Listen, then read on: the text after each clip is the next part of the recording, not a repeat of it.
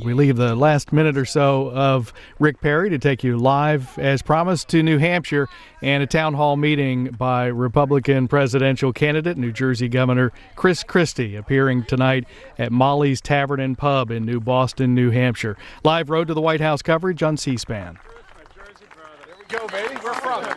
Somerville. All right. Good to see you again, Governor.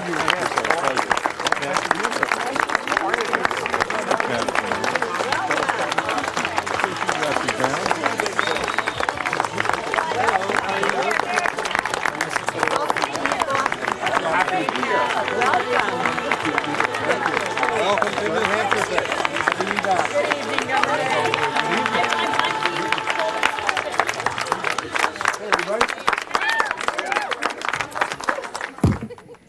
Good evening. Please take a seat. Welcome, Governor Christie. Thank you. We have here a real New Jersey boy. Yeah. He's a real Jersey boy from Newark, New Jersey.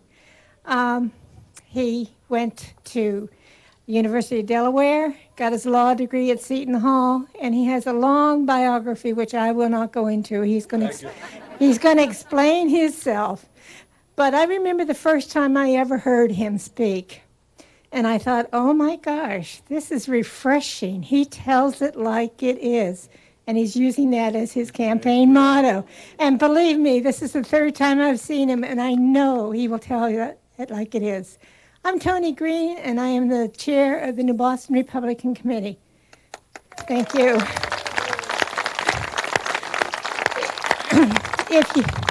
If you've never been to one of our meetings, we meet at Whipple Library the first Thursday of every month. Please come and see us. We have some great speakers. I try to get as many candidates as I can, and we welcome you. So I'm going to turn this mic over to Governor Christie. Tony, thank you. That's great. Thank you. Well, it's really great to be here tonight. I just first want to introduce the best thing that happened to me during my 4 years at the University of Delaware. I came out with a bachelor's degree in political science and a wife. The First Lady of New Jersey, Mary Pat Christie.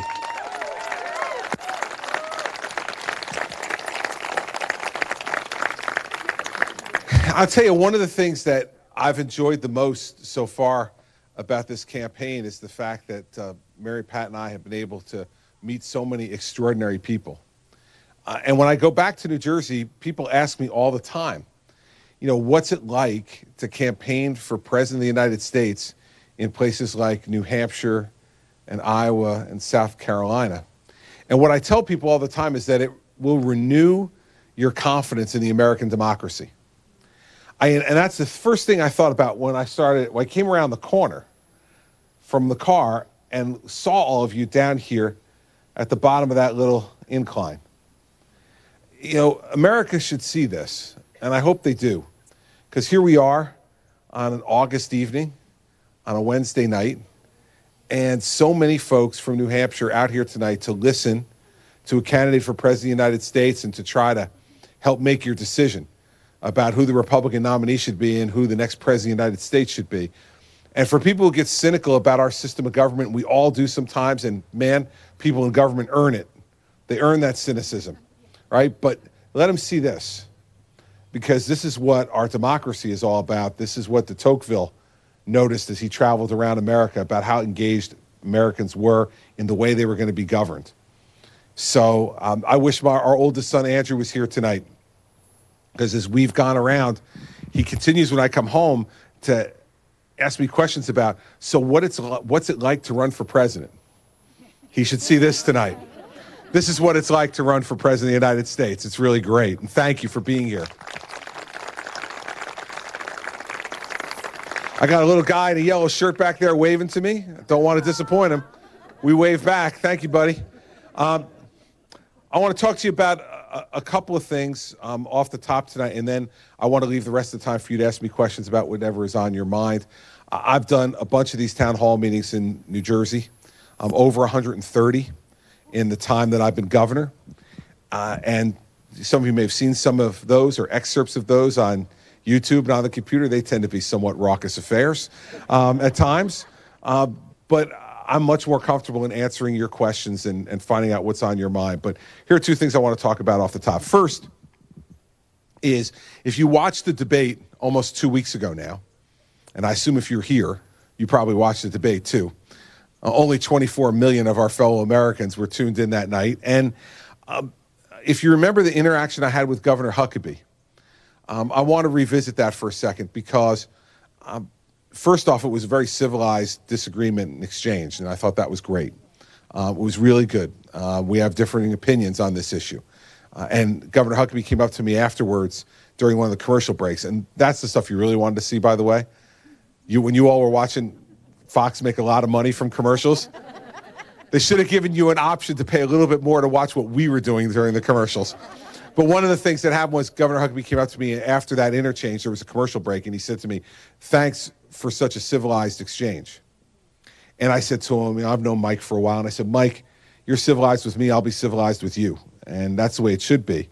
But the shame of it was that we were an hour and 5 minutes or so into that debate before anybody brought up entitlement reform. Now, here's why it's a problem. 71% of the federal budget today, as we're sitting here, 71% of that federal budget is being spent on entitlements and debt service. Yet we spent the overwhelming amount of time, except for that one question, on the other 29%. So why is that? It's because politicians are scared to talk to you about it. Because we have to reform the entitlement system because the government has failed you on entitlements. The government told you if you paid into the system, they'd keep it in a trust fund.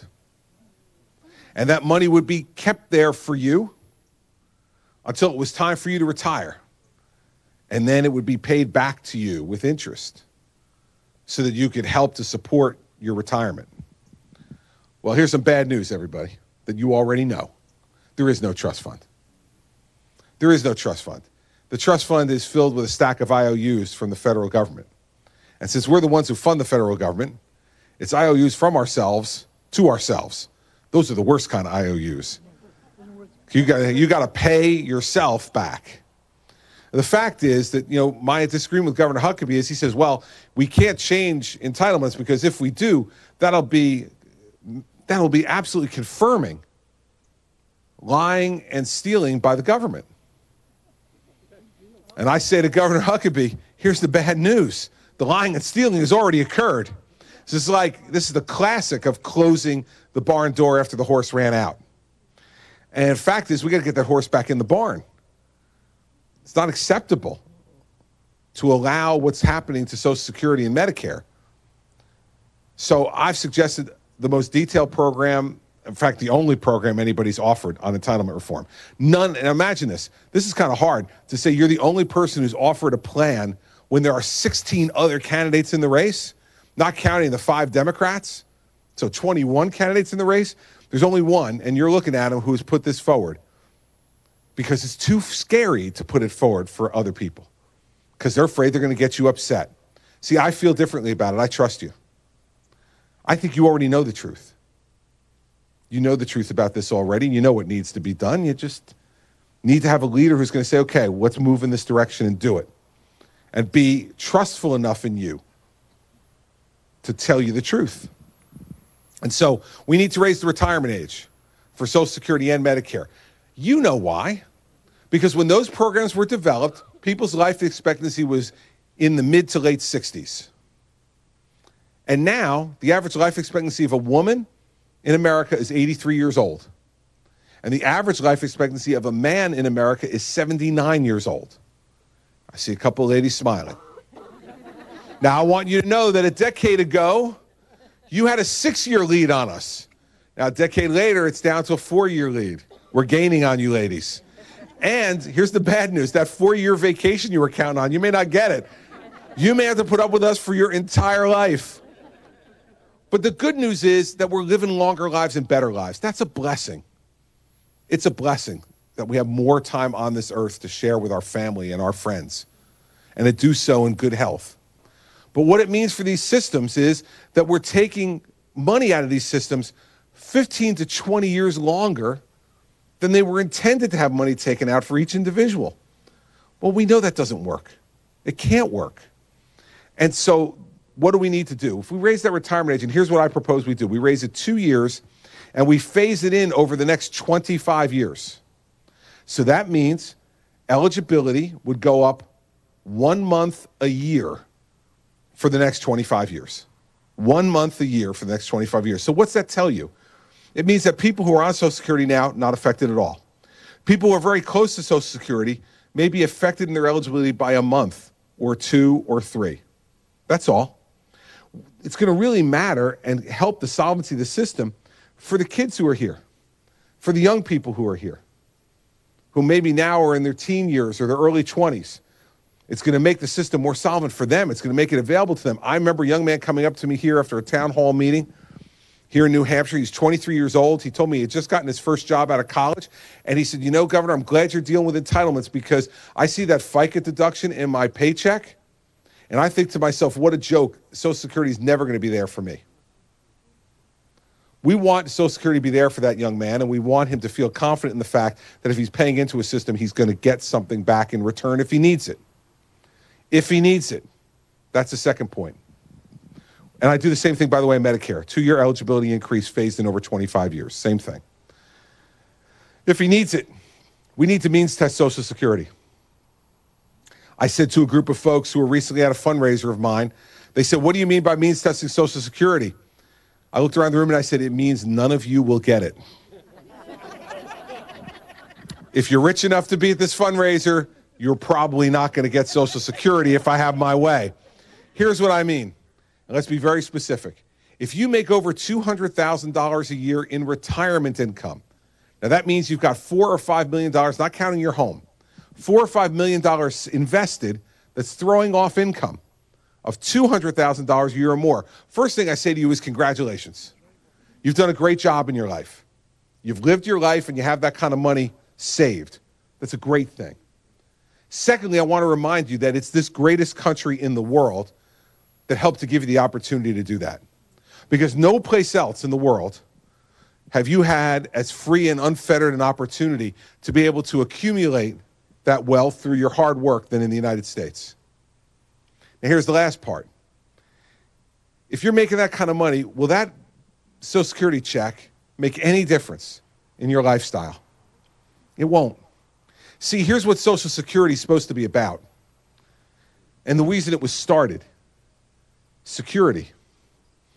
It was supposed to be a supplement for people's other plans for retirement or a safety net for people who had worked hard and played by the rules and paid into the system, but because of the twists and turns that sometimes our life takes, they were going to grow old in poverty. We didn't want anybody in the United States of America to grow old in poverty, to have to choose between heat and food and rent. And so Social Security can help prevent that from happening for those folks whose lives took a turn that they didn't expect. And we need to have that safety net underneath them. If we don't make these changes, that safety net may not be there for those folks. In fact, Harvard and Dartmouth just did a study that said that Social Security will be broke in 7 to 8 years. 7 to 8 years. We're not talking about way off into the future, everybody. Now let's contrast that with what Secretary Clinton says she wants to do. She wants to take the cap off the Social Security tax. She wants to say that you will pay FICA tax on every nickel you make. Right now it's capped at $118,000 a year. If you make more than that, you don't pay any more FICA tax. Here's the problem with that. The problem with that is, do you really want to give the government, who lied to you and stole from you, more money? This makes no sense to me.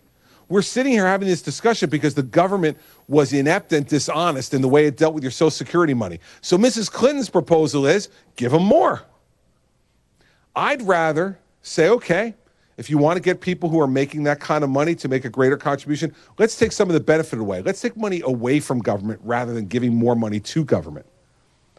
I think that's a really common sense idea, and I also think it's the way conservative Republicans think. We don't want to give the government more money. It doesn't make any sense. Because you know what? They'll figure out a way down there in Washington, D.C. to spend it on something else. And then they'll come back to you again. Then you know the next thing Mrs. Clinton will do? She gets to be president, she'll raise the tax rate as well. Guaranteed. We just need a little more. You know, it's only little if you're receiving it, not if you're giving it. Then it's a lot more than a little. And on Medicare, do the same thing, $200,000 a year more in retirement income, $4 to $5 million saved. Right now, we subsidize your Medicare premium 75%, even for those folks. Let's say for those folks, we subsidize your premium 10%. We'll still subsidize it some, but that will save tens of billions of dollars a year if we just give them a lower subsidy. They have the money to pay for it. So let's make those folks pay a little bit more for their health care so that Medicare is there fully subsidized for those folks who really need it, who otherwise would have to go to the emergency room to get their treatment. And we know that's the most ineffective, inefficient, and costly way for us to deliver health care to folks. And by the way, we're going to be paying for that too, but at a much higher rate than what we pay with Medicare. So I talk about entitlement reform, not because I really want to, because I'm a politician too, and I'd like to get votes and be elected. And I know that it's risky, but I also know if you're running for the most important job in the world during a time where you're within 7 to 8 years of this long-standing, successful anti-poverty program from going broke, you better talk about it, or you have no business running for president of the United States. And so I hope when you get more people here to New Boston who are in our primary, ask them. And don't let them get away with the old, we'll study it and look at it, man. We've studied and looked at it plenty. Now it's time to dig your heels in and take a position. Tell the American people where you're at. That's what we need to do.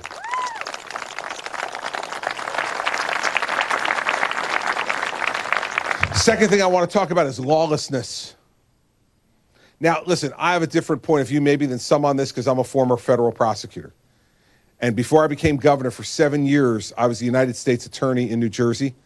I was named U.S. Attorney by President George W. Bush on September 10th, 2001. The job I said yes to on September 10th, 2001 changed a whole lot 24 hours later. 24 hours later, my wife got up and did what she had been doing for many, many years since we got married. She got in the car, she drove to the train station, she took 2 trains, made her way through the World Trade Center in Lower Manhattan and walked to her job. At this point, on September 11th, 2001, her job was 2 blocks from the World Trade Center. And my younger brother did what he had been doing since the late 1980s. Got in his car, took a couple of trains, walked through the World Trade Center, and then walked to the floor of the New York Stock Exchange, where he had been working since he got out of college. And when that first plane hit that morning, I called Mary Pat, and she said she could see it out her window. Don't worry about it. They said it's a small commuter plane. You remember? They're telling us that in the news. Small commuter plane went into the Trade Center. While we were on the phone, the second plane hit the second building. And she told me that the people in her office said she had to evacuate to her basement, and she would call me later. Now, at that moment, we had 3 children in our lives. Our son, Andrew, who was 8 at the time, our daughter, Sarah, who was 5 at the time, and our son, Patrick. Patrick had just turned 1 year old. And those 5.5 hours, I will tell you, were the longest 5.5 hours of my life. Because for 5.5 hours, I didn't hear from her. One building fell, the second building fell. And there were all kinds of reports of explosions and bombs in other parts of Lower Manhattan that turned out all to be wrong. But I didn't know that. And I kept calling, I couldn't get her on the phone. And finally, 5.5 hours later, I got a phone call from her from a bar payphone telling me that she had made her way out of Lower Manhattan to further uptown, and could I figure out a way to get her home? Well, we figured out a way to get her home, and thank God my brother too. But our whole lives were changed that day. Lawlessness, the lack of respect for the laws of our country. It started in earnest that day when people so disregarded the law that they felt they could hijack commercial airliners, fly them into buildings, kill thousands of people, and that they did so in the name of a religion. Well, my job from that moment forward was to make sure that lawlessness was ended, was to enforce the law, and was to prevent any acts of terrorism from happening again on our watch to kill Americans. And I just want to make sure that you all understand, let's remember for a second the gravity of the losses that day. If we gave a moment of silence for every lost soul on 9/11, just 1 minute, we know now it's been nearly 14 years since that attack. Those families have gone 14 years without their loved ones, without their husband or wife, their mother or father, their son or their daughter, their brother, their sister. But if we gave just 1 minute, we'd all be willing to do that, right? We'd be more than willing to give a moment of silence. If I asked you all to stand up and give a moment of silence, here's what would happen. If we give a moment of silence for each and every one of those lost souls that day, we would be sitting here in silence until 9:45 p.m. On Friday. Straight. If we gave each lost souls just 1 minute, those families have had 14 years of silence from their loved one. See, I got into a little spat with Senator Paul on the debate stage, little less civilized than my back and forth with Governor Huckabee, but only because Senator Paul decided to be uncivilized. That's okay. See, we guys from New Jersey are versatile. We can be civilized if we need to be, and we can be less so if we need to be as well. But the reason I was so direct with him is because I almost lost my loved ones that day. And we lost a good friend of ours in our parish that day. He died in the World Trade Center. Our oldest son's best friend's dad was killed that day in the Trade Center. And we've watched that young man grow up now. And since the advent of Facebook, every year on his father's birthday, he puts his father's picture as his cover picture on his Facebook page, and he writes underneath it, "Dad will never forget you." Well, we can't forget his father either.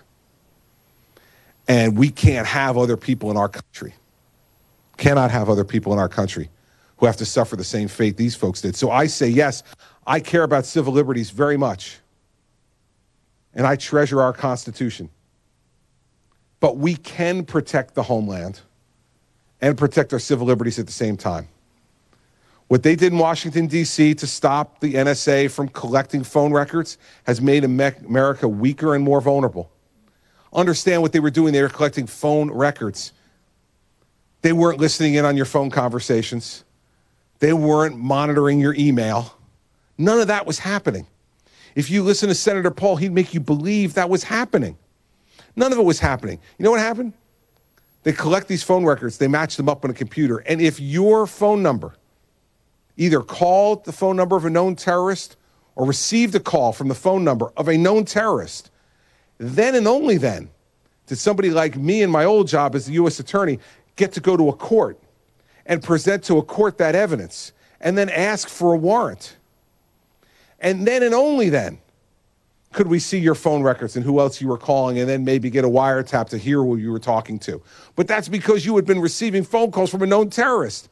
So when Senator Paul the other night says, get a warrant, that's the way you do it, that's what an ophthalmologist says who doesn't know anything about the law.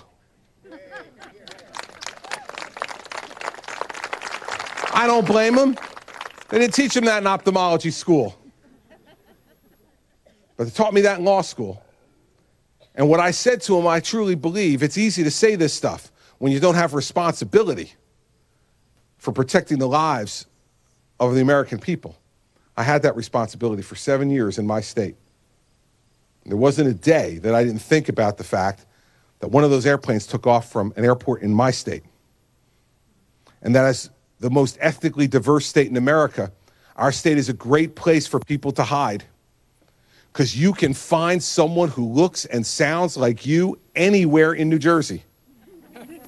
Believe me. And so we had to take this seriously. And this lawlessness, everybody, it extends to other things. We now have sanctuary cities in this country where people who are here illegally can commit crimes with impunity and hide because the President of the United States refuses to enforce the law. We have states in this country where, despite the fact that marijuana is an illegal drug, people are allowed to buy it, sell it, smoke it with impunity, even though the federal books still say that it's against the law because this president refuses to enforce the law. You know, the fact is that the oath matters. And the oath I took as governor of New Jersey said, I will enforce the laws of the state of New Jersey. Not the laws I like. All the laws. Whether I like them or I don't, this president doesn't have the right to just enforce the laws that he likes and ignores the ones he doesn't. That's why we have people getting killed in sanctuary cities, because he's refused to enforce the law. That's why we have lawlessness. And you hear the governor of Colorado now even talking about the loss of productivity in Colorado. Well, of course, man. Like, are we shocked? It's so, you know, the fact is that laws matter. You want to change the law you don't like? That's fine. We got a process. Go to Congress, change the law. Go to your state legislature, change the law. I don't want to be a dictator. I want to be a loyal servant of the law. Because in the end, everybody, that's what matters the most, you know. We are a government of laws, not of men and women. You do not want us to become a government of men and women.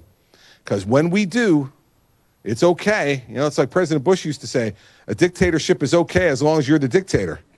Right? All of a sudden, when you're not the one making the rules, all of a sudden it becomes a whole different story.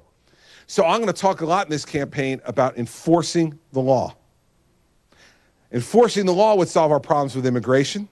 Enforcing the law will solve our problems with productivity. And enforcing the law should give everyone in this group tonight comfort of knowing that you live under the blanket of a republic that has a president who will enforce the laws strictly and directly. All the laws. And that'll extend around the world as well. Because order in the world, shown through American leadership, can help to make it a safer place. So we're going to talk about that a lot. A lot. So I'm gonna stop now and go to your questions. Just say this. You know, in New Jersey, we have to have lots of rules at a town hall meeting. We have 4 of them. I found in New Hampshire, I only need 1 rule. You just raise your hand and I call on you. Don't yell out questions. Here's the thing, I don't answer yelled out questions. It's not because I'm governor of New Jersey or a candidate for president of the United States, neither one of those things. It's because I'm the father of 4. And as the father of 4, I have developed an acute ability to ignore things that are yelled at me. And given that we are just coming off 5 days of family vacation, where all 6 of us were together, that sense right now is very finely honed after that. So you raise your hands, you ask me questions, and I'm happy to answer them. Yes, sir. And there's a microphone coming for you. All right, thank you, Governor Christie, for coming out tonight. As a resident of Manchester, I believe that every child, regardless of where they're born, should be given the opportunity to grow to their full potential. And when we create partnerships, you know, joining the countries and private sector, we can build the foundation for strong, independent people and independent nations. And if elected, will you launch a presidential initiative on global early childhood development that focuses on malnutrition and early childhood education so that every child not only survives but thrives?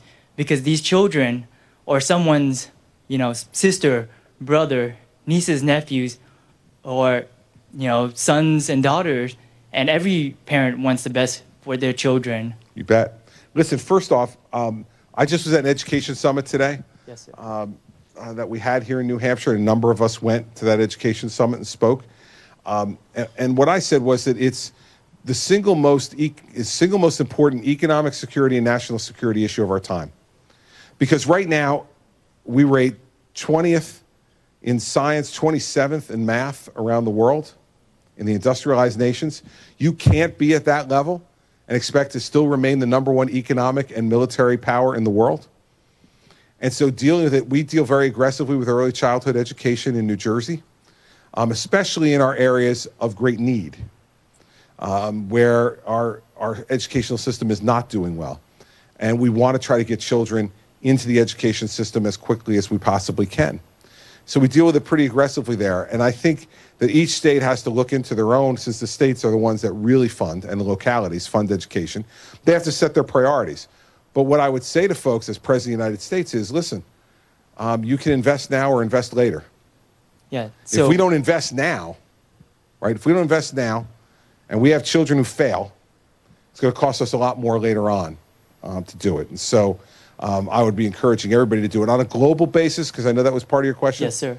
Listen, America needs to be a leader in every way that we possibly can be. But the president's role in that function is to be persuasive, is to speak to leaders of other countries and attempt to lead by example and persuade. Yes. And I think it's a very important thing to do. The last thing on nutrition.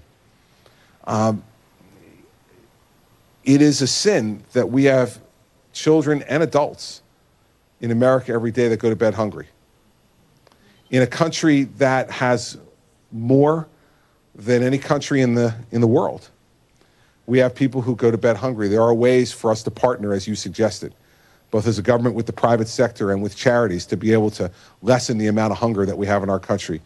We know that if children aren't well fed, it's almost impossible for them to learn, and for their brains to function in the way that they really need to. So on that portion of it, we have a lot of work to do at home. Yes, before we do more work around the world. We'll continue to help around the world, but I think we have even more work to do on the nutrition front at home, and in partnership, as you suggested, with private sector and with charities, to be able to make sure we fill that gap of people who are hungry. Because when folks go to bed hungry in this country, they become less productive citizens, and quite frankly, I think it's a sin for us to allow that to happen in a country with so much, with great plenty that we have here in this country. We shouldn't have that happening. So thanks for raising the issue. It's very important. Appreciate it. Thank you. I think he's coming right. Come on over.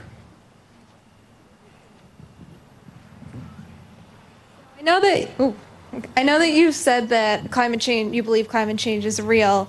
I was wondering if you think it's a real threat to our country, and if you have any plans to fight it. Well, yeah, let me be clear on because I get asked this a lot. So let's be clear about what my position is. Yes, I believe climate change is happening, and I believe that humans contribute to it. I don't think we're the only contributor to it, and I think that climate has changed for a very long time.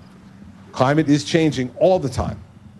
And so what do we do to try to make sure that it doesn't change in a way that becomes a threat to us? I don't believe in like the apocalypse of the inconvenient truth, Al Gore movie. Not one of my, not something I subscribe to, but I will tell you what we've done in New Jersey.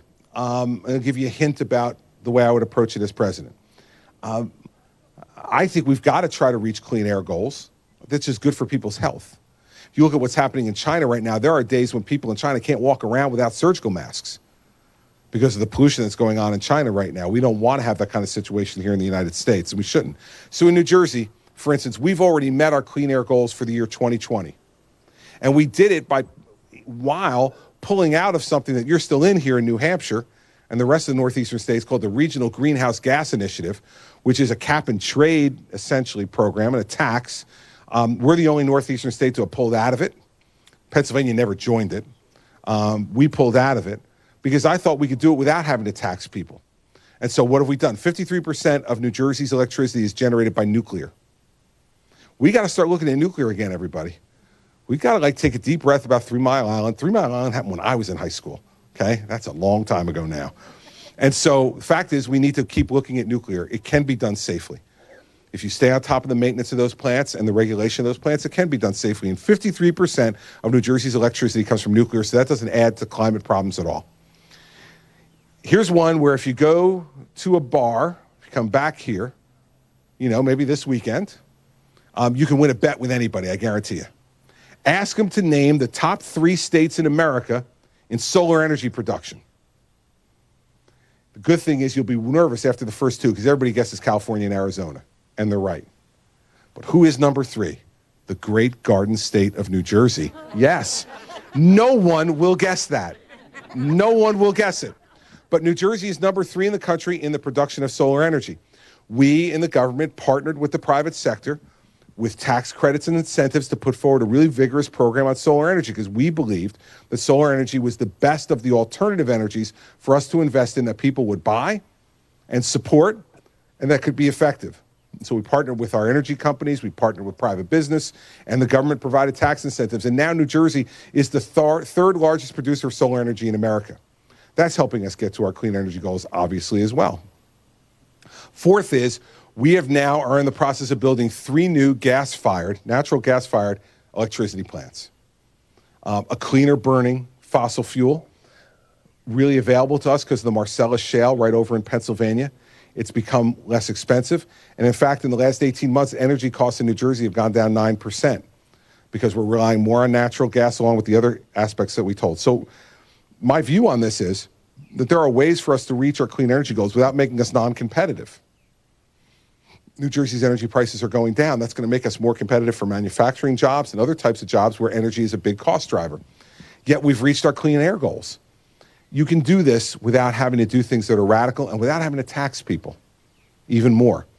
So I think you can be a Republican that says, I want a Republican solution to this problem, not a Democratic solution to this problem. The Democratic solution to this problem is cap and trade, tax more, more investment in failed, as the Obama administration has done, in failed clean energy alternatives. Let's invest in the ones that we know work. Solar is one that we know that works, and wind works on land. I mean, in one of these other states I've been visiting a lot lately, Iowa, I've been driving around Iowa. There's a lot of windmills in Iowa. You couldn't put a windmill in New Jersey. I mean, we're the most densely populated state in America. We got 8.9 million people in a state that's about that big, right? You put one of those windmills up in New Jersey, it's going to be a major problem. But let's invest in those things that make sense so that we acknowledge that we have to be stewards of this planet. This is a gift to us from God, and we are temporary stewards for the next generation and the next after that. So we need to do that, and we need to acknowledge our role in all this and try to get better. But I'm not going to do it in a way that's going to put America at an economic disadvantage because I also want you to get a job. I also want you to keep a job. I also want you to be able to support your family and do it in a way that is competitive with the rest of the world. So that's the way I would approach it. Those are my feelings on the issue. Thanks for asking. Yes, sir. I'll give you mine. He's close enough.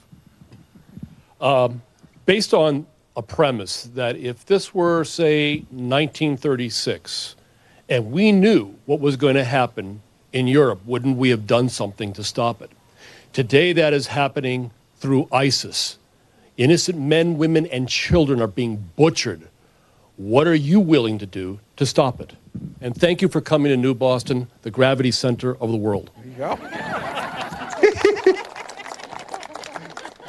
All right, you all going to have to explain the gravity center thing to me later. That's all right, though. I do feel quite tethered to the ground, so maybe that's it.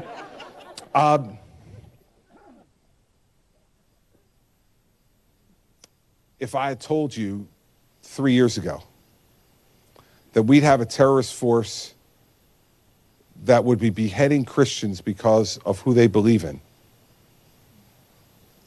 you probably would have told me you wouldn't have believed it. But that's what's happening right now. Right now. Christians across the Middle East are being beheaded, not for anything they've done, not for any territorial type of incursion they've made, not because of any insult that they've made to Islam, but because they're Christian, because they believe in Jesus Christ. They're being beheaded. Now, America has to be a leader in the world. If we're the place that puts in its First Amendment to the Constitution the idea of religious freedom and the provision that says the government shall not establish a religion, it's both The power of our Constitution is that not only do we say you should be able to worship God in the way that you see fit, that your soul and your conscience leads you to do, but we also say, and by the way, our government has no business in telling you that we have a national religion either, because we know that could have a chilling effect on your ability to freely believe in the God that you believe in the way you believe in it. And so ISIS is an extraordinary threat. And let's think about this. The president said the ISIS was the JV. The ISIS was not on the high priority list of Secretary Clinton as Secretary of State. They all said this was not a big deal. Well, it is a big deal. So here's what I do. First is, we've got to learn from what happened in Iraq. And what I mean by that is that America cannot become an occupying force in the Middle East. Whenever we become an occupying force, we wind up being disrespected and we wind up causing even more problems in the region than we started to. So the first alternative I would pursue is this.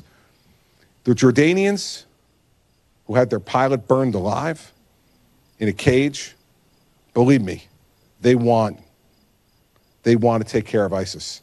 The Egyptians, the Saudis, and the Emiratis, they all want to take care of ISIS. And they're in their neighborhood.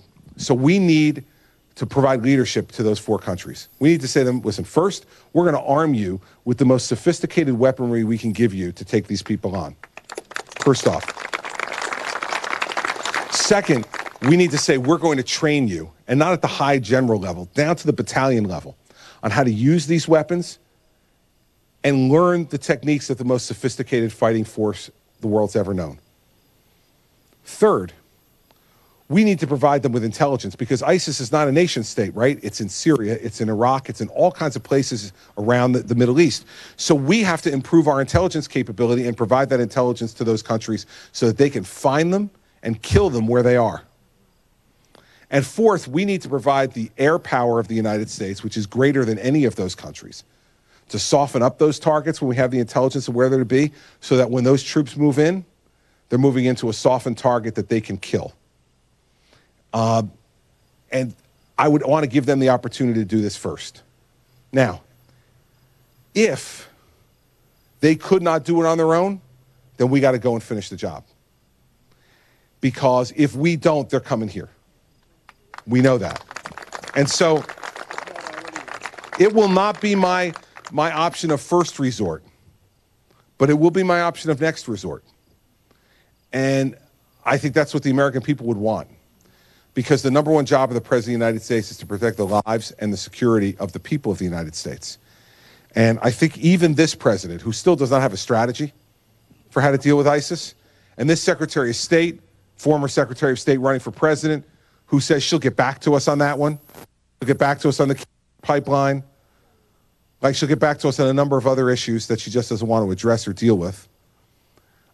We need to have a leader who's going to say, I have a plan, and we're going to execute the plan. And you know, from hearing me talk about these issues, that I spent 7 years of my life trying to make sure that terrorism did not come back to the United States of America.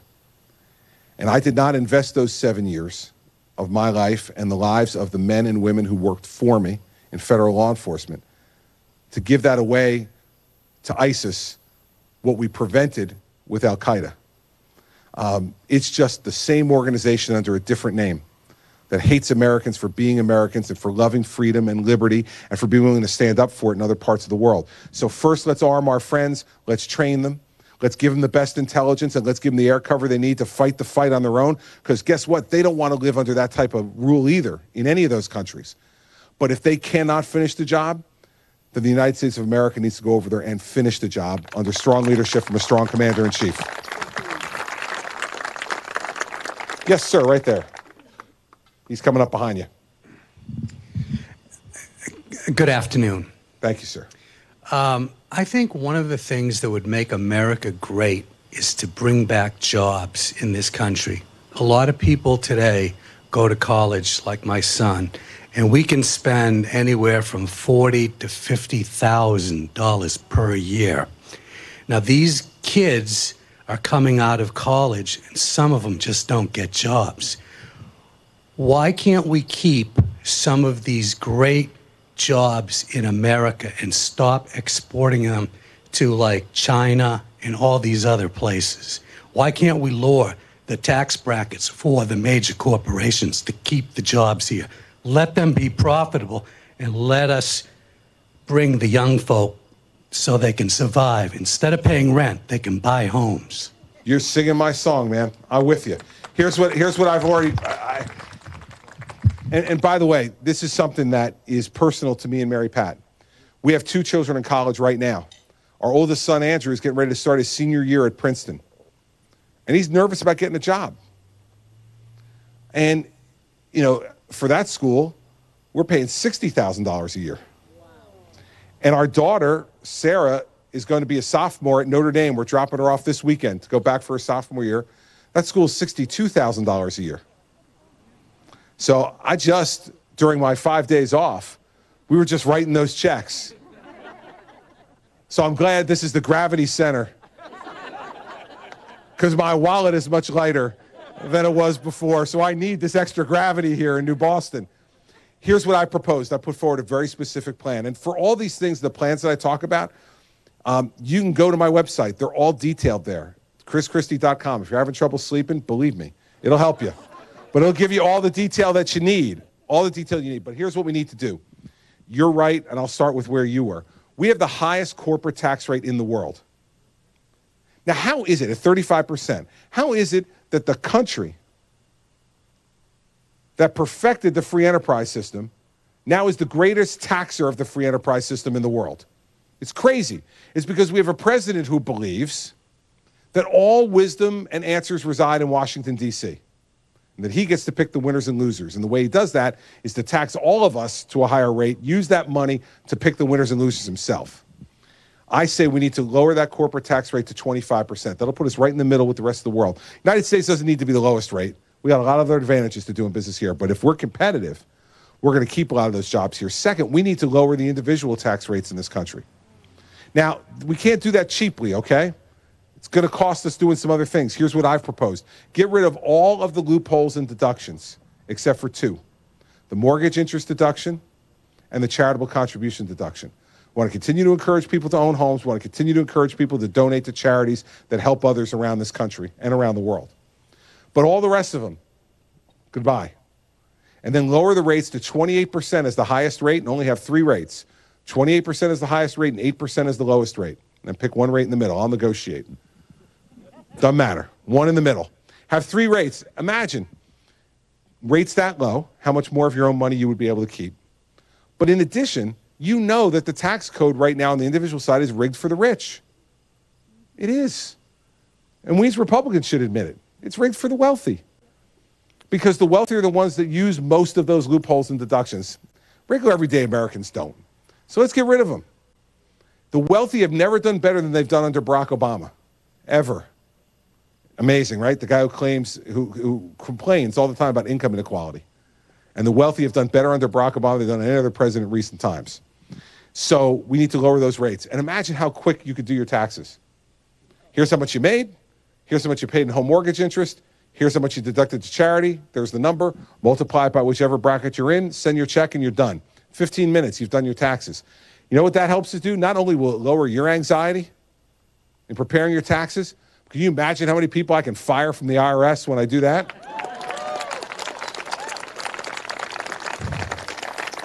That's going to create economic activity as well to help keep jobs here and create more jobs here. Third piece is regulation. This president has regulated more than any president in American history. In last year alone, in 2014, they issued 81,000 new pages of federal regulation in 1 year. 81,000 pages. Their own Small Business Administration now says that the cost of federal regulation for each small business in this country is $10,000 per employee.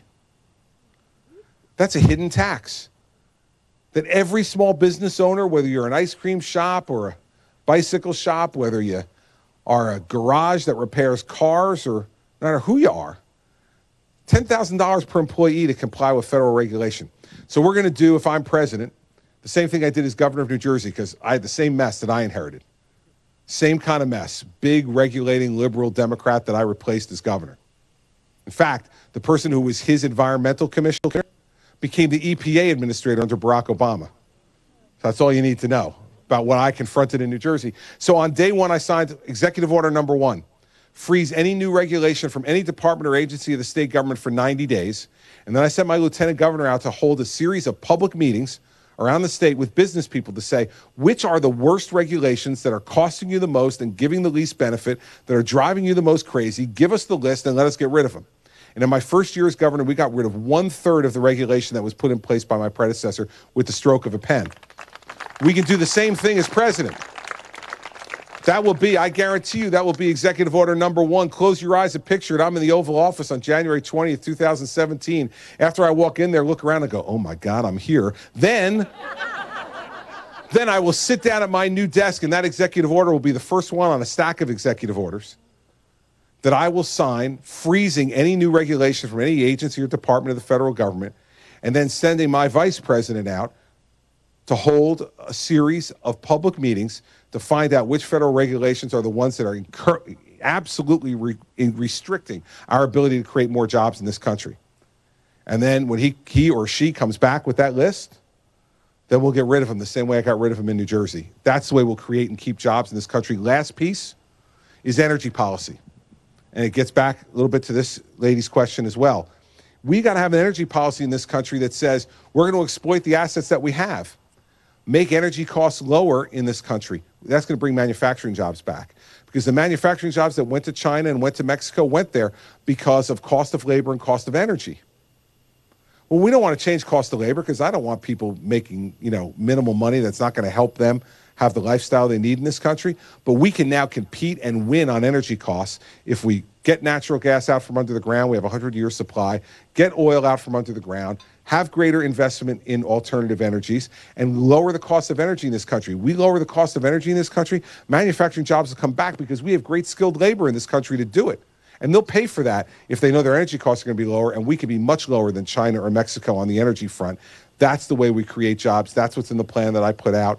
And that's what I'll do as President of the United States to help us get jobs. Yes, ma'am, back there. Thank you. I was wondering if you could speak to, sort of to piggyback off that gentleman's question regarding college education and the cost and the rising cost. Yeah. We have 2 daughters, and I'm sure many people in here share the same concerns. Is how can our children get a college education and not be swamped with debt when they graduate? Or how can we avoid, spending all our retirement and remortgaging our house, just to give them that college education? Yep. No, listen, this is an issue that we've talked about a lot. I'll start where I ended on the college question with him.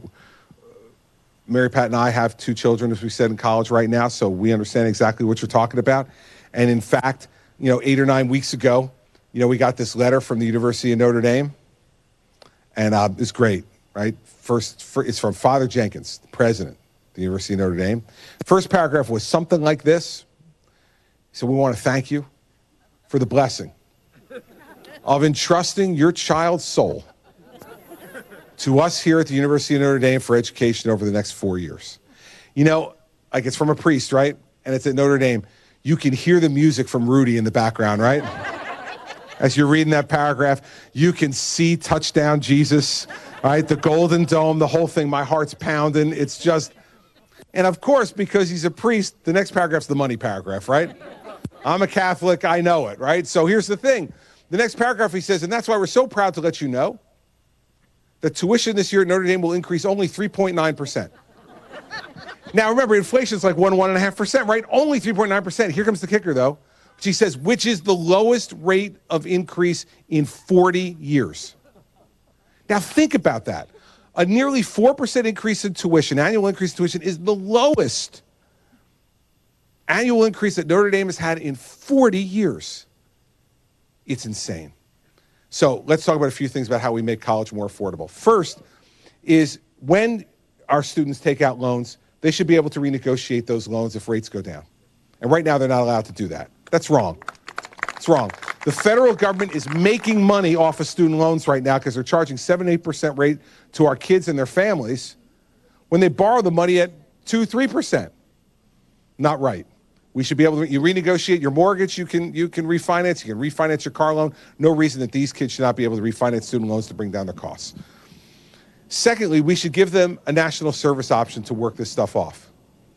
And not just military service, but a national service option in addition to military service that says that if you want to invest a number of years after you graduate in serving your country in various different capacities, you can pay off those loans through your service. I think that's an option for a lot of kids that they would want to take. We'll give them great experience. In addition to that, especially because of this gentleman's question about the job market being tighter, this might be a way where they can be really productive and get some of that debt off their back. But we also have to get less in the debt that's on their back. See, I think the shame of this is that we accept the bills that we get from colleges. Now, I said this past week, I just paid the bills, right? I mean, it's ridiculous, this bill, right? Tuition, room and board, other fees. That's what the whole bill says. And then it's a $61,000 bill. Now, you came in here to Molly's tonight. If you guys went in there and had dinner, right? If you went in there and had dinner and they came back to you with a bill, let's say for $100, and all the check said when it came back was food, $100, right? You'd call the waiter back over and go, excuse me, could you just kind of detail this out for me so I know exactly what each thing costs and what I got and make sure that what you say I got, I actually got, right? We do that for a $100 bill. We don't do that for a $61,000 bill from a college. We just accept this 3-line bill. So first, they need to detail what they're spending their money on to us. Now, I talked about this here in New Hampshire, and my daughter was with me. My daughter, Sarah, who's a Notre Dame student. She was with me, and I said, you know, for instance, what if you found out that 1% of the budget this year was being spent building a rock climbing wall? Because I thought this was a ridiculous thing, right? My daughter grabs me from behind. She goes, we already have a rock climbing wall, Notre Dame. Now, listen, I know a lot about our daughter. One thing I know for sure, she ain't climbing that rock climbing wall. I know it. I know Sarah. She's got lots of skills. She's got lots of interests. One of them is not the rock climbing wall. Maybe we don't need 40 vice presidents for paperwork. Maybe we don't need all of these things that colleges have just been allowed to do. And if they had to tell us what they're spending the money on, I think they'd be embarrassed. And I think we'd see those things being reduced. They need to give us a chance to unbundle that bill. Let's say our daughter goes to college and says, you know what, Dad, I'm not really into the whole social scene or the extracurricular scene at Notre Dame. I basically go to my room after classes, I work, I go to the library, I go to class. That's what I do. Right? I mean, that's of course not true, but in Dad's perfect world, right? But you have a lot of kids who commute to school, who live at home. Why can't you just pay for what you're going to use? Why not unbundle it and give a checklist? And by the way, this would be a great market test on what they're providing. If 85% of the students say, I don't want to pay for this, well, then maybe you shouldn't have built it in the first place. And maybe you shouldn't build a second one next time. But right now, what's happening is there's no market forces on college tuition. The last reason why there's no market forces on college tuition is us. So our daughter goes to Notre Dame. She loves it. I mean, she loves it. She sends me pictures to my phone. Dad, look how beautiful the Golden Dome looks today. Look at First Down Moses. Look at Touchdown Jesus. I mean, she sends me these pictures as she walks around campus. She told me when she came home for Christmas break, I obnoxiously love my school. Right? Now, this is great. Warms a father's heart. But when the bill came in, if I came to the conclusion, imagine if I came to the conclusion, you know what? Notre Dame's just not a value anymore. For what I'm paying, I'm not getting enough in return. Imagine that. So imagine that conversation with my 19-year-old daughter. Sarah, I know you love your school and everything, but I'm not going to name another school because I'll insult that school. But we think that school X is a better value. So you're leaving Notre Dame and you're going to school X. I don't know how many of you in this audience have teenage daughters, but I suspect you would agree with me that after the crying and the I can't believe you're ruining my life and the stamping of feet and the running to her room and the slamming of the door, you know that if it is that in any way possible, you and I are sending her back to Notre Dame because we know she's happy there and we do know she's getting a good education. We want the best for our children, and they know it. They know it. they know they got us. So we need to, and how would I do this unbundling and make sure it happens and the greater detail? Here's the kicker. If you don't do those things, you cannot have students at your school that participate in the federal grant and federal loan programs. You want our taxpayer money, you need to be transparent to us and give our parents choices and our kids choices to lower these costs. So that's the way I'd go about it. Unfortunately, for you and I, it may be too late, because I won't be president for another 17 or 18 months or so, so it may be a little bit too late. Yes, ma'am, right there. Thanks, Governor Christie. I have two very essential questions for the future of our country. Okay. Number one, what is your favorite Bruce Springsteen song? Number two, what is your favorite pizzeria in New Jersey? All right. This is someone who obviously knows the things that are very important to New Jerseyans. And me, personally, yes. Well, my favorite Bruce Springsteen song, without doubt, is Thunder Road. And the reason Thunder Road is my favorite song is it is the first song on my favorite album, which is Born to Run. And if you have access to this song, now this is be a New Jersey favor you could do for me. If you have access to the song, go home tonight and listen to Thunder Road. The reason I like Thunder Road starts right at the very beginning. Close your eyes and listen to those first few notes of Thunder Road, and it sounds like a song that's welcoming you into a new world that you're going to explore over the next 8 songs with this guy. Oh, heck no. There was a request for me to sing. I will do almost anything, as you all know and have seen on television any number of times. Singing, a cappella, no. Not good for me, not good for you. Thunder Road. Favorite pizzeria in New Jersey? I have to go with 2 because there's one of my youth and one currently. All right. So of my youth is a place where I grew up in Livingston, New Jersey, and the place is called Camarada's. And they made the best pepperoni pizza I ever tasted in my life. It's tremendous, and they still make a really good pepperoni pizza. And my mother used to buy that for us on Fridays, not in Lent, Fridays, not in Lent. In Lent, we couldn't have the pepperoni on it. But on Fridays, because she says she worked all week, and she's like, I'm not cooking on Fridays. And she always got that pizza, and we loved it. And currently, we have this great pizza place in our own town where we live now called Dante's. Our kids love that pizza. They love getting it all the time. I'm eating less pizza than I used to, unfortunately, but those would be our 2 favorite pizzerias, one from my youth and one from there. I'll tell you one last thing. Bruce Springsteen, Born to Run. 2 weekends ago, it was the 40th anniversary of the release of Born to Run, 40 years ago. And I can remember being a 12-year-old kid in New Jersey and going to Sam Goody's record store, when we used to have record stores, right? To Sam Goody's record store and going in and buying that album and opening it up, the front of it, and seeing this incredible picture of this young bearded guy in a black leather jacket and a big African-American saxophone player. And I listened to those songs, and the thing that made it different for me was because being from New Jersey, every once in a while we get a little picked on.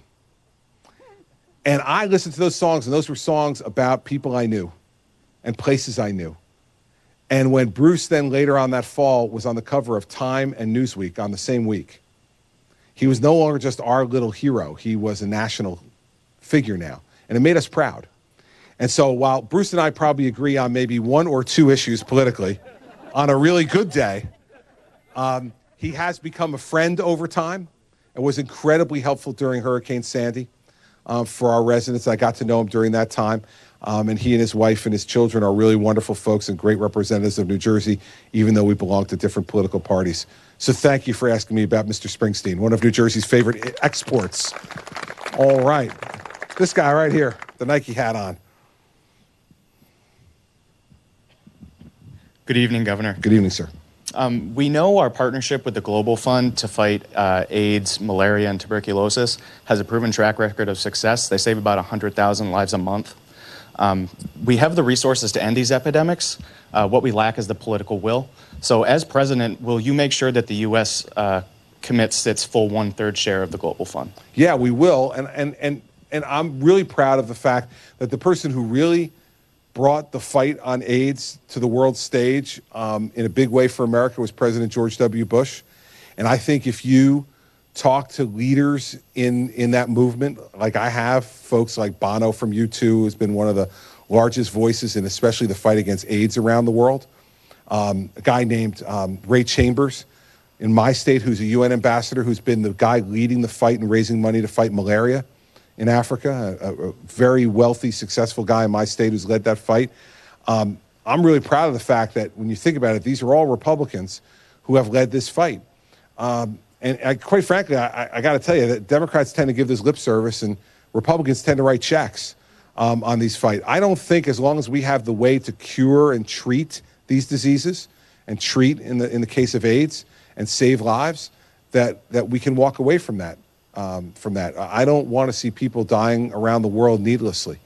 And the United States but this is why, and the flip side of what I want to emphasize to folks when we take on that fight is to say that's why we have to protect the patents and the profitability of our pharmaceutical companies in this country. Because it is the American pharmaceutical companies in the main that have taken the risk, invested the money in research and development to develop these treatments. And then you have some folks in the other party who are constantly attacking those corporations and belittling them and yelling about their profits and their costs when they're the ones who take the risk to put billions of dollars into research and development to come up with these cures and these treatments that we then can export to the rest of the world. So my deal with the American people would be this. I'm happy to invest and put our full share into those type of things and other things as well to help to fight disease around the world, because I think it helps to make a more peaceful and prosperous world as well when people are healthy. But in return, what I want is let's lower the heat on the pharmaceutical companies in this country. Let's be supportive of them. Doesn't mean that everything they do is right, because there's nobody in the world that everything they do is right. No person, no corporation. But the reason this stuff is available to us is because they've been willing to take the risk to do it. We need to acknowledge that and acknowledge them for that. So we can do this together and help the rest of the world. I think we should. And I believe that our party has been the party that has helped to lead that fight. And if I'm president, I want to try to end that fight, because I think it's a fight worth ending. So thank you for bringing it up. It's really good. Yes, sir, right there. Thank you, Governor, for coming to New Boston. Thank you. What would you do to bring honor back to the veterans of this country? That's my first question, because this presidency seems to have lost that. And the second question is, how would you straighten out the VA? Thank you. Well, first off, on honor, I'll take it in reverse order. How about that? To straighten out the VA, the first thing is that we have to acknowledge publicly that we made a promise to veterans. That promise was, if you volunteer for service in our military, or for our older veterans, if you were drafted into service for our military, and you put yourself in service of our country and put your life on the line, we promised you in return to care for your medical needs for the rest of your life. Not if it was convenient, not on our time schedule, but for the rest of our lives, we provide you with that service in return for your service. So for the VA, first thing I would do is to fire those folks who have been responsible for the incompetent handling of this. This president's only fired one person. There's a lot more people who deserve to lose their jobs over this.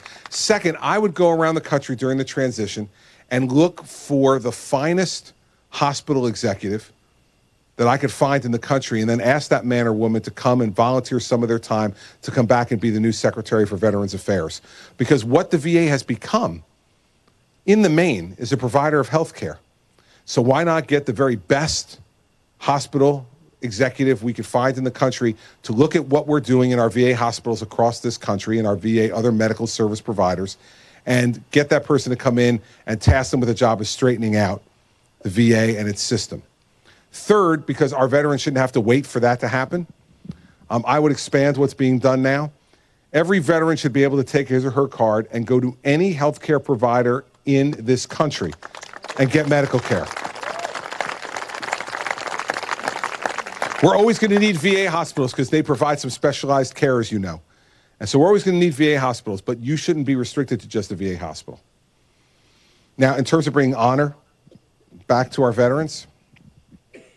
Not only is it about the way the president himself conducts himself and his interaction with veterans, and conducts himself as commander-in-chief, so our veterans feel proud of their service because of the commander-in-chief they have. But let me tell you a couple of things we've done in New Jersey that are concrete to let people know about how much I care about making sure our veterans are treated the right way. A number of years ago, about 3 years ago, we started a program called Vets for Warriors. And this is a 24-hour-a-day, 7-day-a-week hotline for veterans who are having mental health issues. It's run out of Rutgers University Hospital in New Jersey. It's run nationwide. And you know who mans those phones? Veterans who have been trained to deal with fellow vets who are having mental health problems. Now, this was a partnership between the state of New Jersey and the Department of Defense. But this past spring, the Department of Defense, if you can imagine this, eliminated the funding for this program.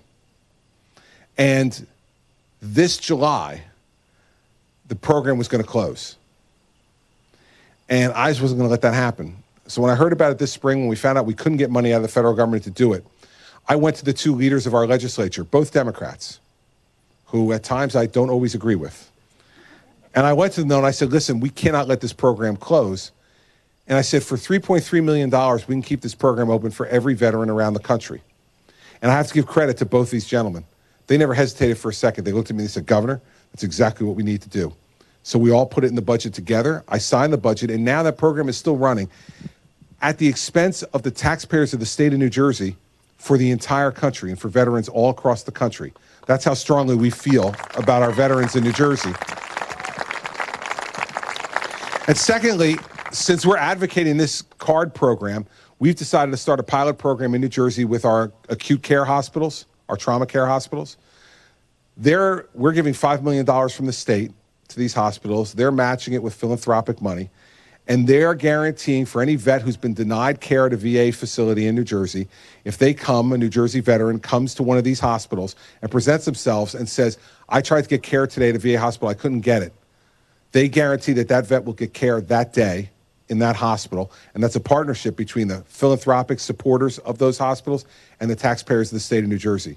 So we put our money where our mouth is when it comes to our vets. Third and last example is that a lot of these vets who come home with drug or alcohol problems, mental health issues, they wind up really hitting bottom and they become homeless. Now in New Jersey, we always had a homeless place for veterans. It was called Veterans Haven South. It's in the southern part of our state. Well, one of our larger psychiatric hospitals was going to be closed in the northern part of the state. And they suggested that we sell the hospital to a private facility. I decided no. And what we did with that facility is we opened Veterans Haven North so that the veterans in the northern part of our state would have a place to go to. And the upside to that is, since most of them have drug and alcohol dependency problems, there is a private drug and alcohol counseling facility on that property.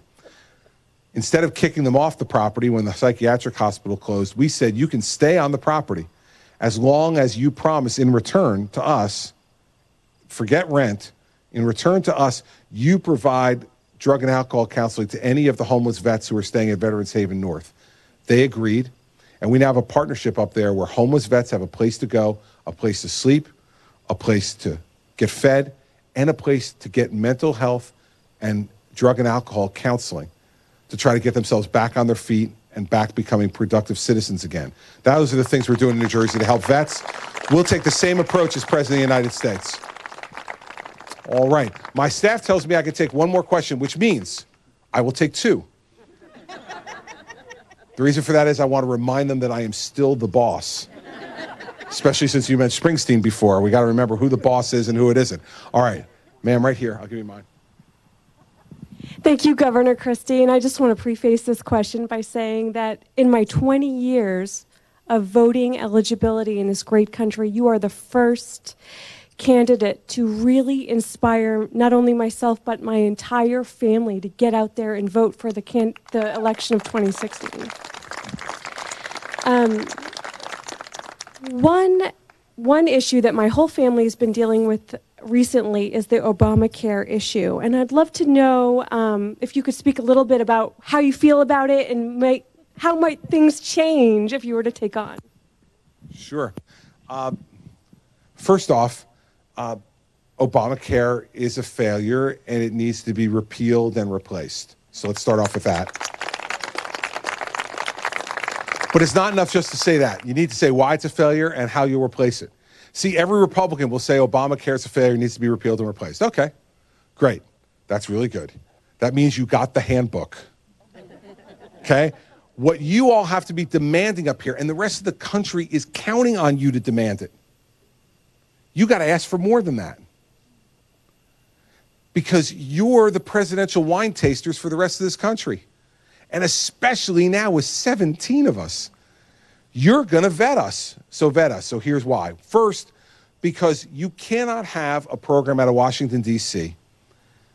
that handles that large a piece of our economy in 50 different states with 50 different sets of needs run out of Washington, D.C. It was bound for failure. And I can remember when they were first coming up with this thing and they wanted us all to open Obamacare-based state exchanges. And I was refusing to open an Obamacare state-based exchange in my state. And I got a call from the White House. And they said, you know, Governor, we really would like you to open an Obamacare exchange. And I said, I'm not going to. And they said, well, come on, you're a reasonable guy. We should do this. You should partner with the president on this. And I said, no, because here's why. I said, you want me to start a program where I have no control over the rules and no say on the budget, but all the responsibility for whether it's successful or not. I got to tell you, everybody, there's no good executive in the world who would ever accept that deal. None. Not a good one. No good executive in the world would ever accept it because you have no control over the rules, you have no control over the costs, but you got all the responsibility because if it goes south, they're not going and calling Washington. You get a bad exchange in New Hampshire, you're calling the locals here and saying, what'd you guys do to mess this up? So I think what we need to do to replace it is to go to a completely state-based system. Now, let's take our two states, for instance. Now, New Hampshire and New Jersey are relatively, geographically relatively the same size. You have 1.3 million people, give or take, here in New Hampshire, right? They're spread out. You know, there's a lot in the southern part of the state, but there's also a good piece up in the northern part as well, the North Country. And your problems in New Hampshire regarding healthcare are mostly access, and a lot of that access has to do with distance, right? So now let's take New Jersey. We're about the same size. We have 8.9 million people. In about the same space, you have 1.3 million people. Our problems for healthcare are not about access. You trip over a hospital like every 4 miles in New Jersey, right?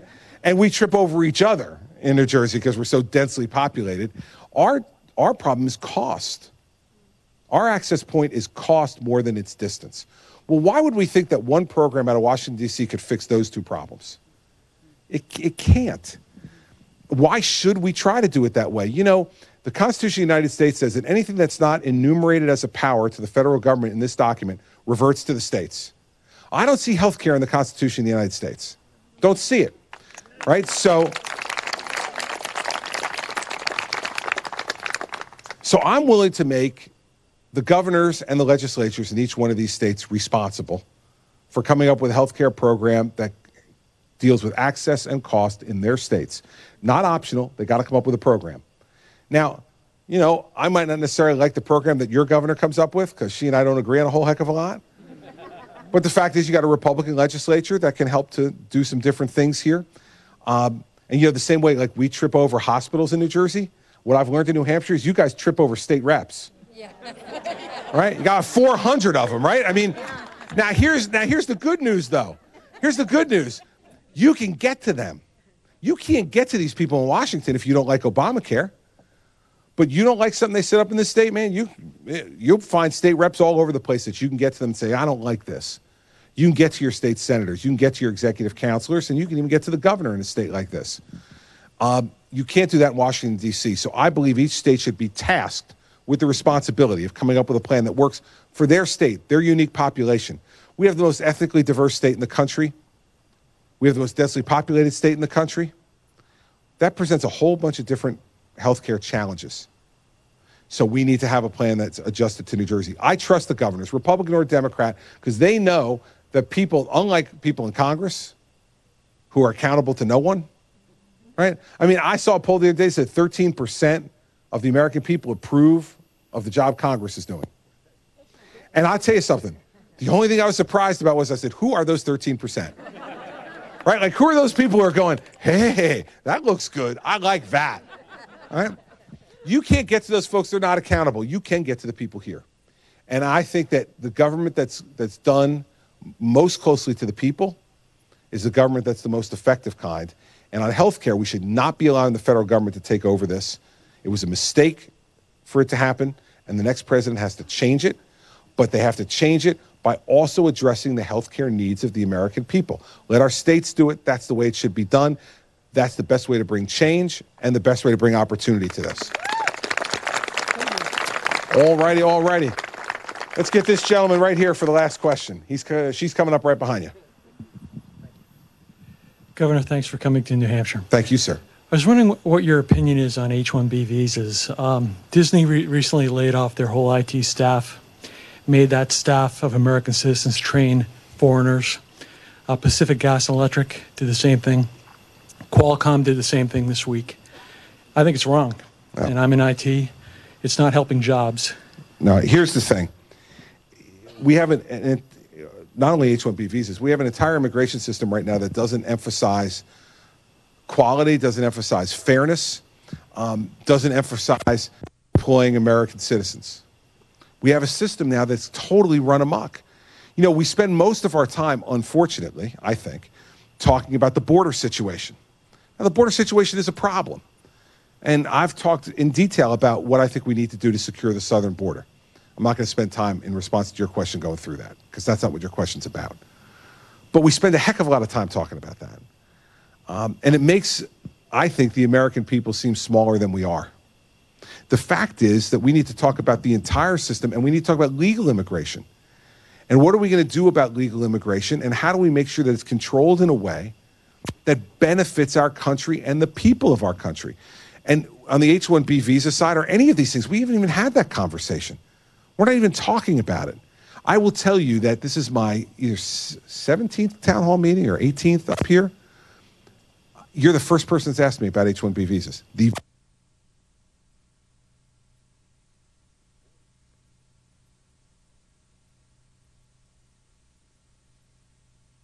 deals with those issues on the southern border and all the rest, not only on illegal folks coming up here, but also the guns and the drugs that get run over. Of course we need to deal with that. But we also need to do something that's going to make sure that the American worker is getting a fair shake. And right now, folks feel like this immigration system, no matter where you are, a high-skilled person like yourself or a low-skilled person, they all feel like they're being taken to the cleaners by a system that does not take their interests into account, is not fair. And by the way, it's not seen as fair by people outside the country either. It's broken and it's a mess. So I think what we need to be able to do is to first secure the southern border stuff so that we make sure we lower the temperature a little bit. Because no one's going to want to talk about your H-1B visa problem until we secure the southern border. A president's not going to be able to do that, even have that conversation, until we deal with that issue. But then we got to deal with the whole issue of legal immigration. And here's the last thing I'll say about it, is because I think the protection of the American worker is extraordinarily important, especially given this gentleman's question about how hard it is to be getting jobs for anybody right now, whether you're a young kid out of college or a middle-aged guy like us, or no matter who you are in between.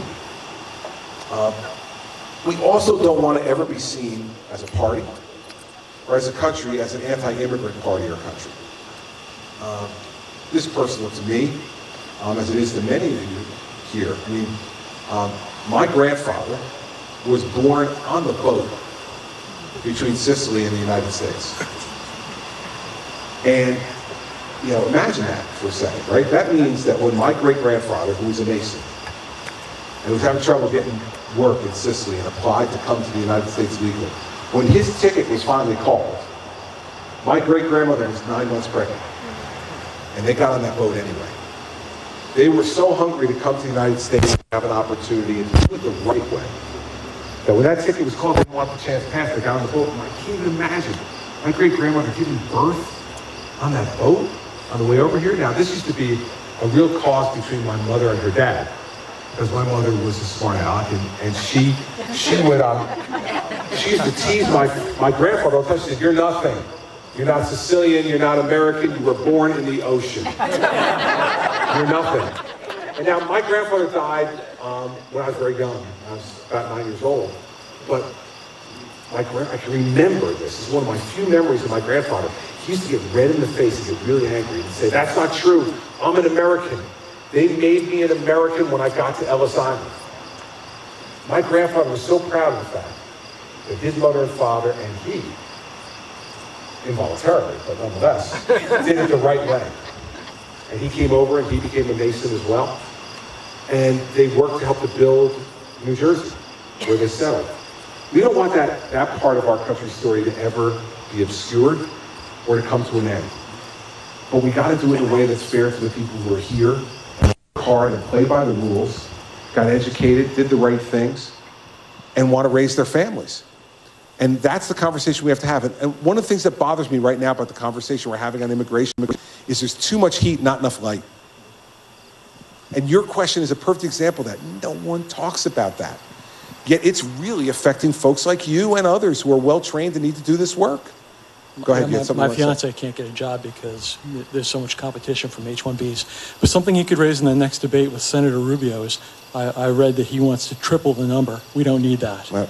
And just one other point. Sure, yeah. And sorry to interrupt. No, go ahead. Back to Social Security. How about getting Congress to pay into Social Security? Well, I'd really like to see that. Listen, you know what? You're talking to a guy who doesn't understand why Congress doesn't have term limits, and I do.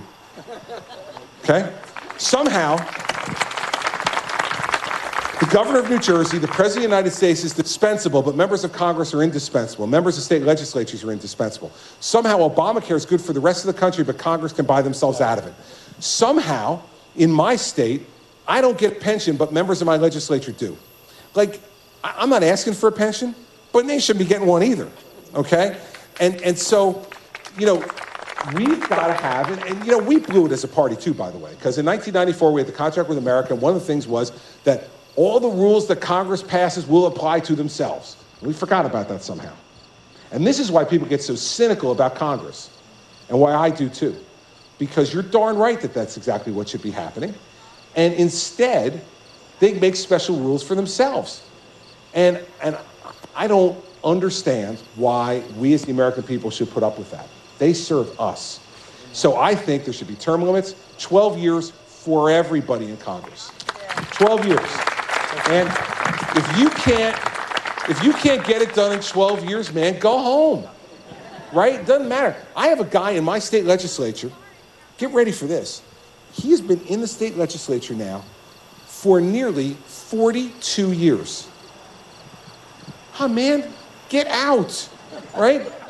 If you haven't done everything you wanted to do 3 times in 42 years, it's time to go. And so that's part of the problem that creates the issue you're talking about. These guys down in Washington, I guarantee it's something in the water. I don't know what it is. I'm going to have New Jersey water trucked into the White House. I can guarantee you that. Thanks a lot, Governor. You got it, buddy. All right? And so we need to have a Congress that has the laws that apply to them, but also has feels the need to be in touch with folks like you. Thank you. 5 state troopers, and this guy's helped me out here. That's good.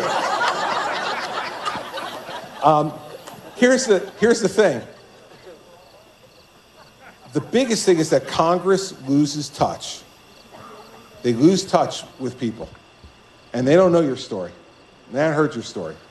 And part of the job of a governor or a president who has the executive authority is to make sure, and that's why I do these town hall meetings all across New Jersey, because I want to stay in touch with folks like you to tell me real stories, not about the theories that you get pitched to you, whether it's in Trenton, New Jersey, or in Washington, D.C., but about how these policies or lack of policies really affect real people and their families. So thanks for raising that. And you're a first timer on that. Man, I didn't think I was going to get a first time question tonight. Well, first off, thank you for coming in the daylight and staying until it's dark. This is my first outdoor in the dark town hall meeting in New Hampshire. I hope it will not be my last. And I want to just end by saying 2 things. First is to end where I started, which is to say thank you for being such an incredible example of the greatest democracy the world's ever known. This state reinvigorates my belief in the fact that we're getting it right, and we can get it right if we work together, we work with each other, and we care enough about the future of our country to spend the time we need to spend to pick the right leaders. And so you're doing that, and I appreciate it very much. Second thing is this.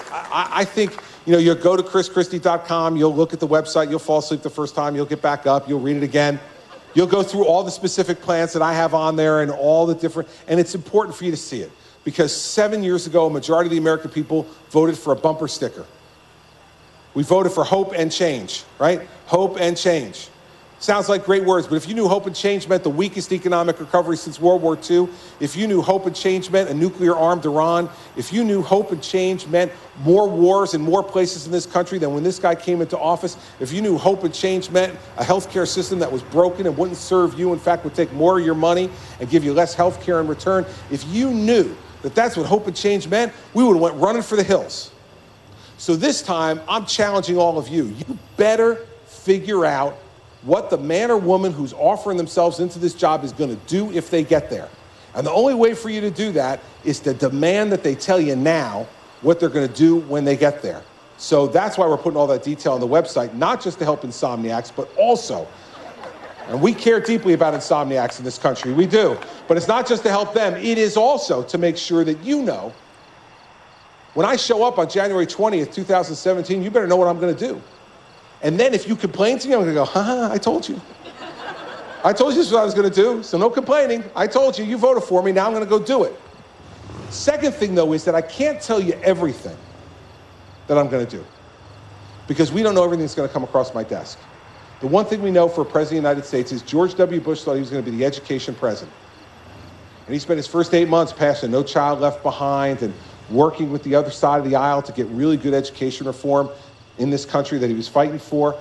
And then all of a sudden, one morning he wakes up, he's reading to a group of school children in Florida, and radical Islamic terrorists fly airplanes into the World Trade Center, the Pentagon, and into a field in Shanksville, Pennsylvania, and he became a wartime president and the president who was going to fight terror in this country. So you don't know. He could have never told you what he would do to fight terrorism. You weren't asking him in 2000. And you weren't because we didn't know. So how do we make this decision then? How do you decide between the 17 of us? It can't just be the list of issues.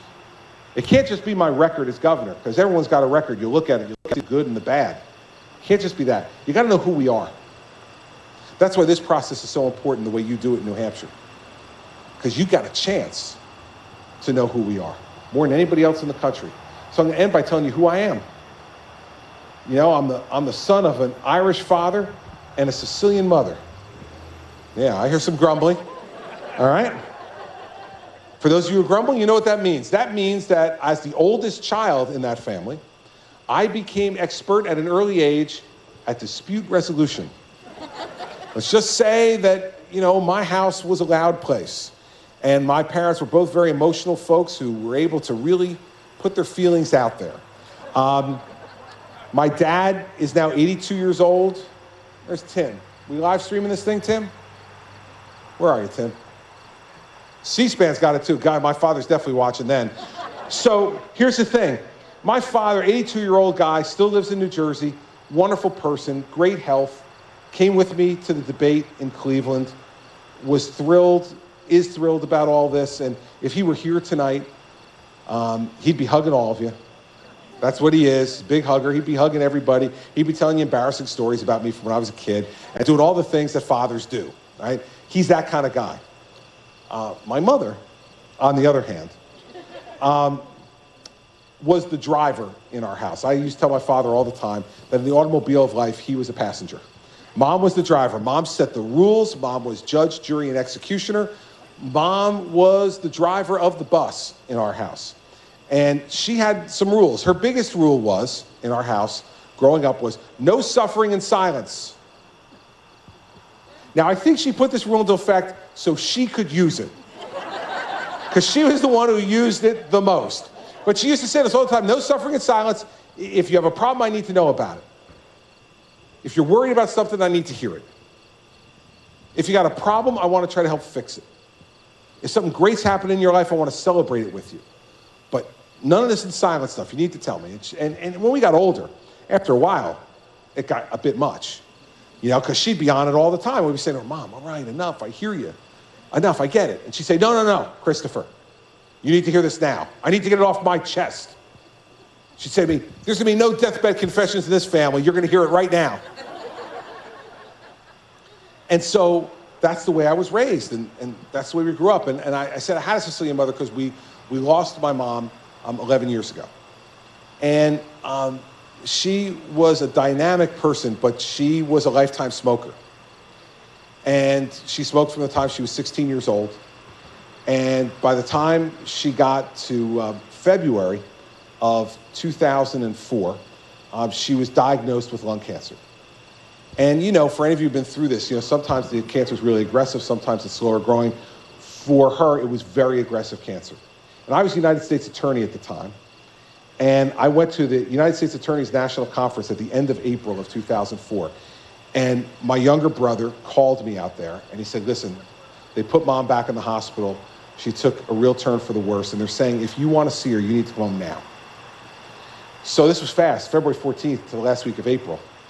And so I got on the red-eye flight that night in San Diego. I flew home to New Jersey. I got home the next morning, got to the airport, got in the car, drove to the hospital where she was. And I got to her room, and they had started to give her morphine. So any of you have been through this and lost a loved one, you know that's the beginning of the end. They're trying to just make her comfortable.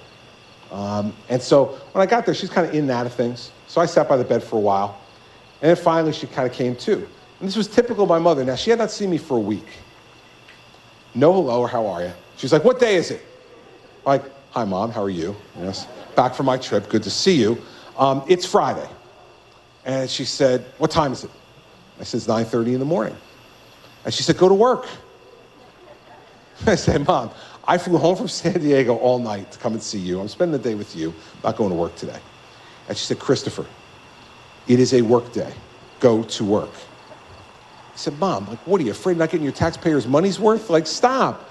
I decided to take the day off. I'm taking the day off. That's it.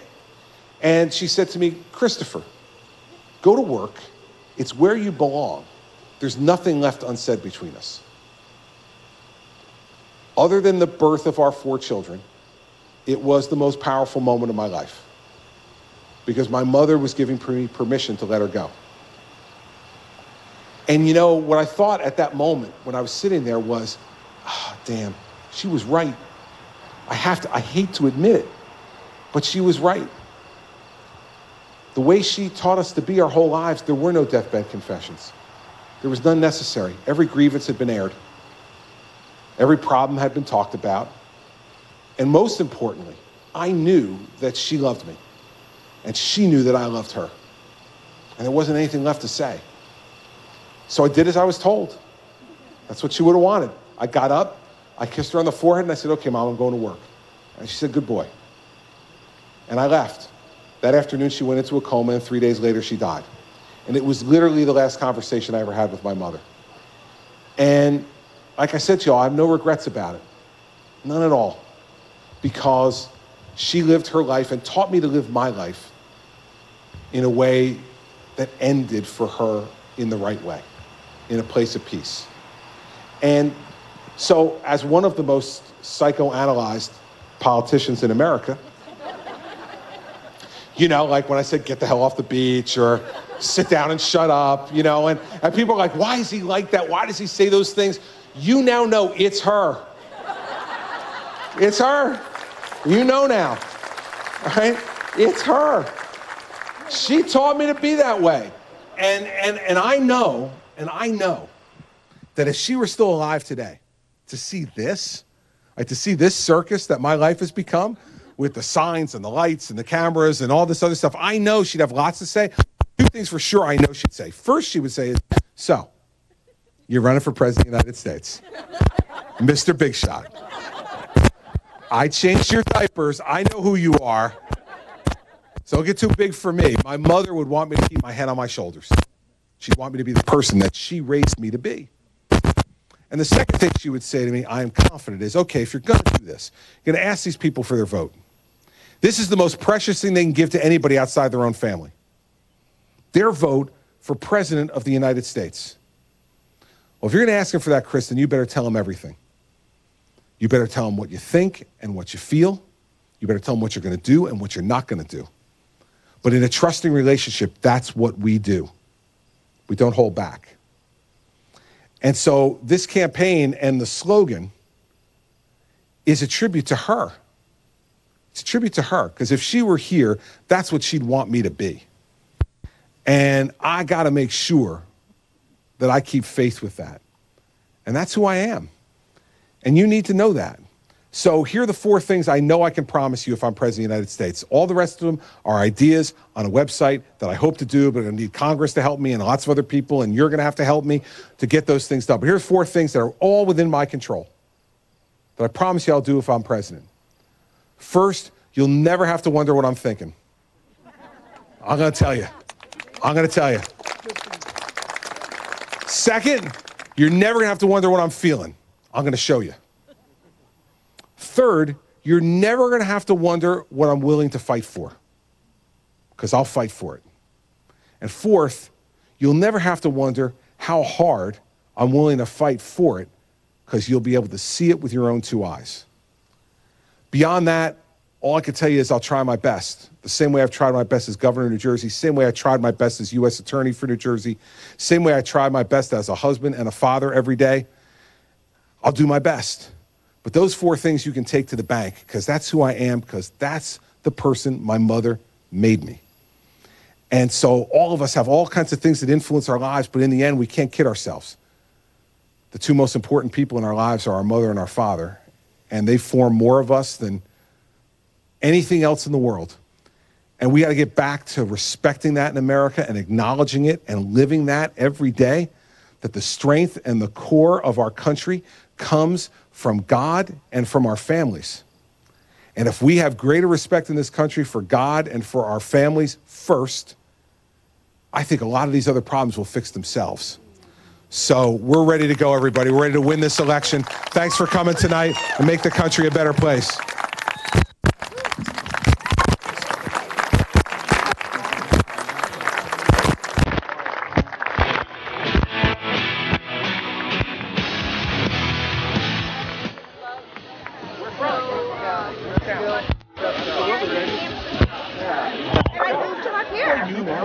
So great. Congratulations. Sir, good to meet you. Thank you, ma'am. Thank you. So nice to meet you. Great to meet you, too. Thank you. Hey, I'm Sicilian, too. There you go. So you know exactly what I'm talking about, right? Exactly. Not a lot of holding back in those families. No, very impressed. Thank you very much. Thanks for coming and listening. I appreciate it. That's a small town lawyer. Yeah, Thanks for coming. Appreciate it. Thank you, Mr. Christie. Thank you for coming. My grandfather was mayor in Williams, New Jersey. Oh, wow. And I love New Jersey. Willowbrook Mall, baby. Willowbrook, that's There you right. go. Thank you so much. Thank you. Thank you for coming. Yeah, thank you. Thanks for your questions. Appreciate it very much. Man, oh, great to see you. The lights hitting in my eyes. Thanks, baby. Thanks for coming back. Here today. Appreciate it. Thank you.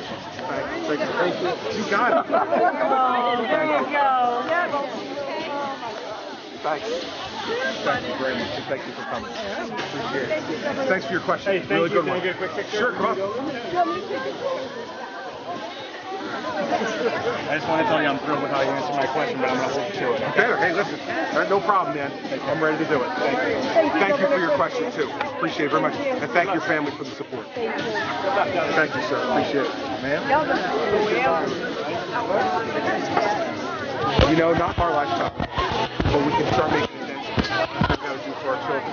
They're going to stop adding to it and then make a small dent, which we can do. But we're not going to get out from under $18 trillion in my lifetime or yours. But we can start moving it back in the other direction. That's what we need to do, and then we'll hand it off to them to fix the rest. Our great-grandchildren might only have a small. Thank you. Thank you. We want to cut the to another. Where from? All right.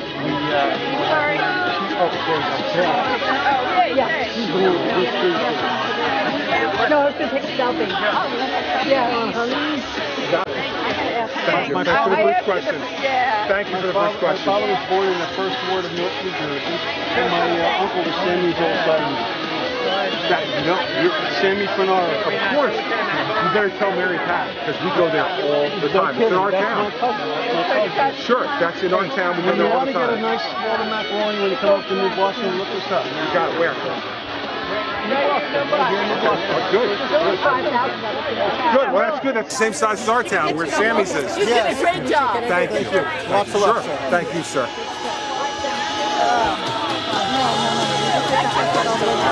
you. Good. Great job. Thank you for coming. Thank you. Ma'am, how are you? Thank you. Great to meet you. Great to meet you. Sure. What's the talent? Thank you. Thank you so much. Thank you very much. Thank you both. Thanks for coming. Thank you. Of course you can. My pleasure.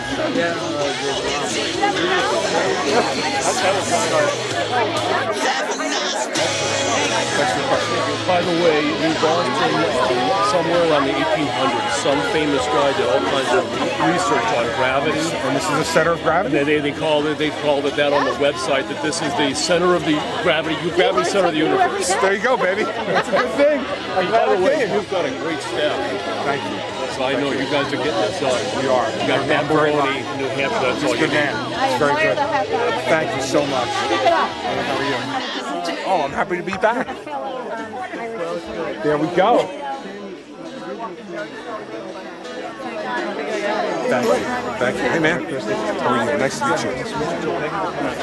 My pleasure. Absolutely. I'm happy to be here. Yeah. Thank you very much. Thank you. Hey, thanks for your question. You started off tonight. Way to go. Coming over here to New Hampshire, and I really hope to launch presidential initiative on global AIDS. We're going to try. Thank you, sir. Appreciate it. Ladies next, sir. I'm going to go All next. right, here you go. Ma'am, how are you? Enjoyed everything tonight. Thank you. Thank you very much for coming. I appreciate it. Sir, thank you very much. We really need that because of that. You know, I'm working with Ronald Reagan, when Jimmy Carter was president. Yep. When he took over, it was a group of people. Got it.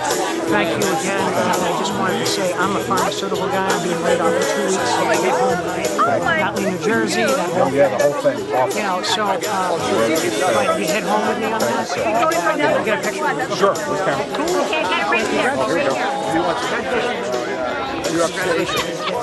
My compliments. Thank you. I feel I've very lucky. got a buddy in Point Pleasant, and he loves you, John Walters, for what you did for that state. He sings your praises. I was going to say, yeah. Right? He's one of your biggest fans down there, John Walters, Point Pleasant, New Jersey. Thank you, sir. Thanks. I'm with him. Thank you. I saw you at the press. That was awesome. Oh, yeah. It was awesome Thank you. when you were there. Yeah, it was a lot of way fun. in the back. I got there a little late. But It was a good It was night. awesome. It was cool. Thank you very much for coming. Yeah. Hey, brothers. Awesome. Nice to meet you. Thank you. Again. How are you, buddy? You got a New Yorker here, and he's got something he'd really like Let me to see. say. Very important. Sure. You got it, buddy. Thank you. That's good drawing.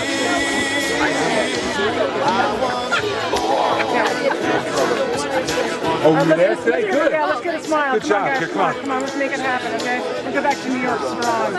Awesome. Thank you, man. Rock it. Thank you so much. Thank you for coming up here. It's really great. Great of you to come. Good luck, Governor. You did a great job tonight. New Hampshire is a wonderful state. And I'm happy to spend my time here. Sure do.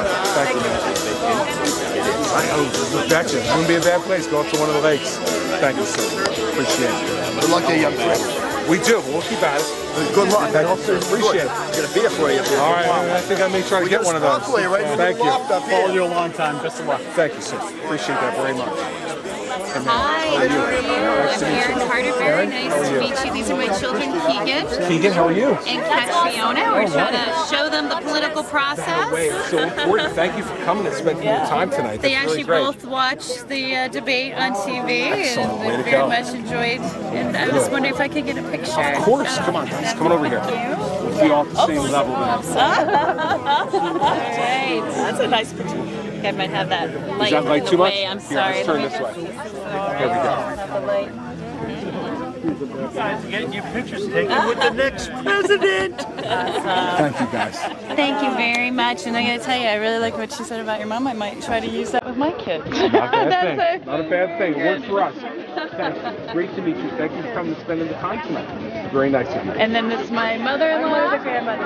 Thank you so And much. my mother. Oh, wow. Thank Both you grandmothers very are much. here. Great to meet Yes, you we are. both. Thank Great you to meet very you much. both. He had to be work late, but he very much Okay, is tell him I understand that. interested in meeting you. Well, good. Well, you tell him I'll be back, all right? All right, Thank that'd you be all for great. spending the time tonight. I loved you're so real. I thank you. I just humor. I want to see you in a debate with Hillary. Oh, yeah. Me too. You have got a great sense Me of too. We'll humor. have a little fun with her. You will be awesome. We'll have a little fun with her. She didn't want to see me on the other side of that stage. I guarantee you. Thank you. My husband Charlie, by the way. Nice to meet you. Yeah. Thank you for coming tonight. I'm talking into you.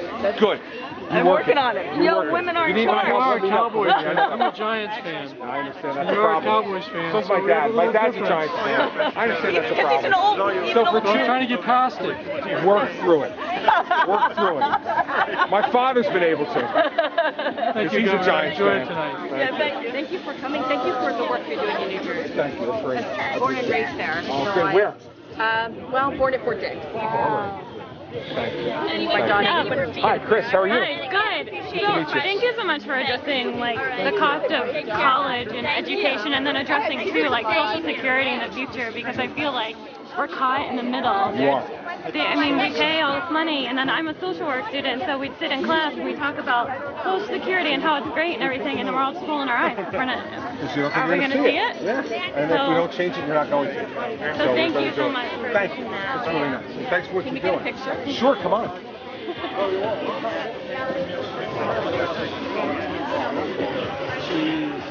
Thank you.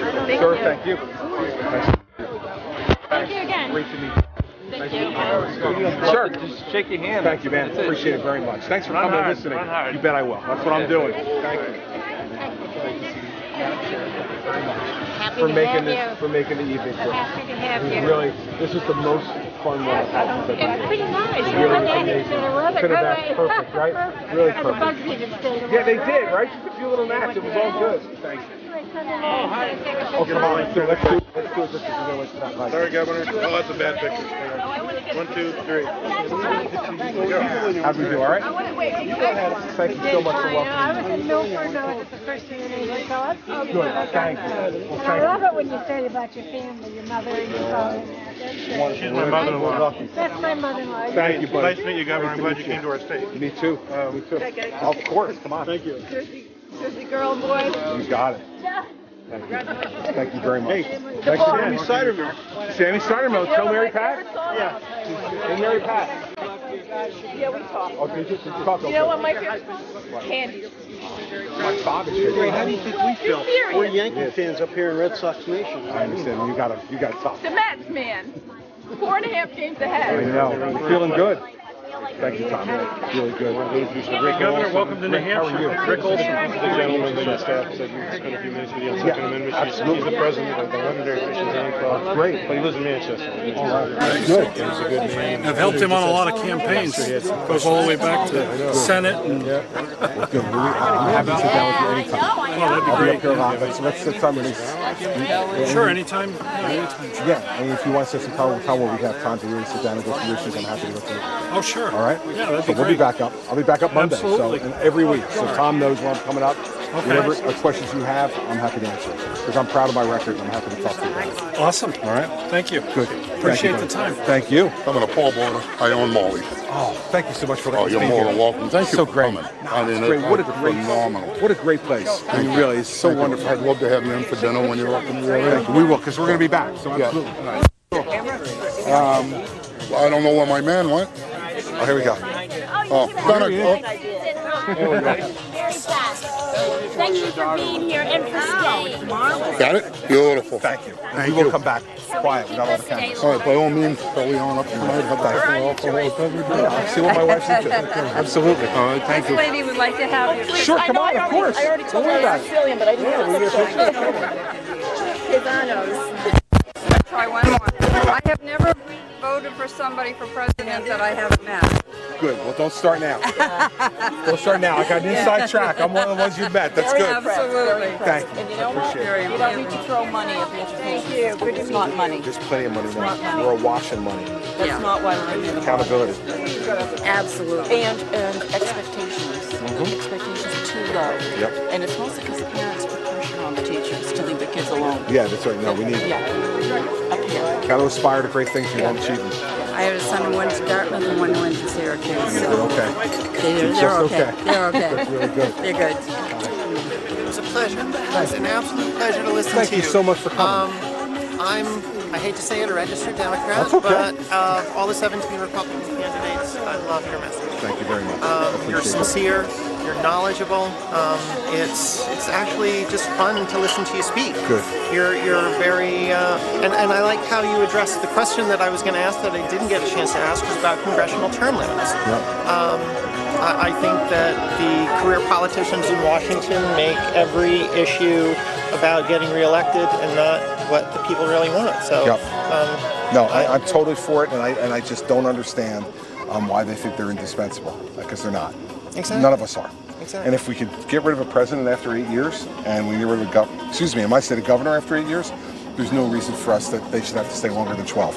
I'm giving them 4 more years than any of the rest of us. They should be able to get it done with that. That's 6 terms in the House. I'd be happy with 8 years. I think 8 years would be reasonable. Yeah. I mean, so do I, by the way. I mean, I think 6 terms in the House and 2 terms in the Senate. The reason I picked 12 is because it can work for both sides. Right. Divisible by both sides. So I think that way everybody's got the same rules, up and out after 12 years and be done. So I think it's really important. I think it hurts our country. It wasn't the way it was designed to be. It was designed to be a citizen legislature. People would come and serve for a period of time and then go back home. That's what it should be. I agree. Yeah, so I thank you. appreciate it. And I got lots of friends who are Democrats. Thank you. Come on. Okay. I thought I got you. I got you. Okay. From New Jersey, if I didn't have dinner with Democrats, I would eat alone a lot I'm of the from times. Connecticut. I actually live in Connecticut. Sir, I just great came to up meet you. here. Thank you for coming. I All right. appreciate it. Thanks for taking the time to listen and to hang around afterwards, too. And your mom, Appreciate it. your mom was right. Go to work. She was right.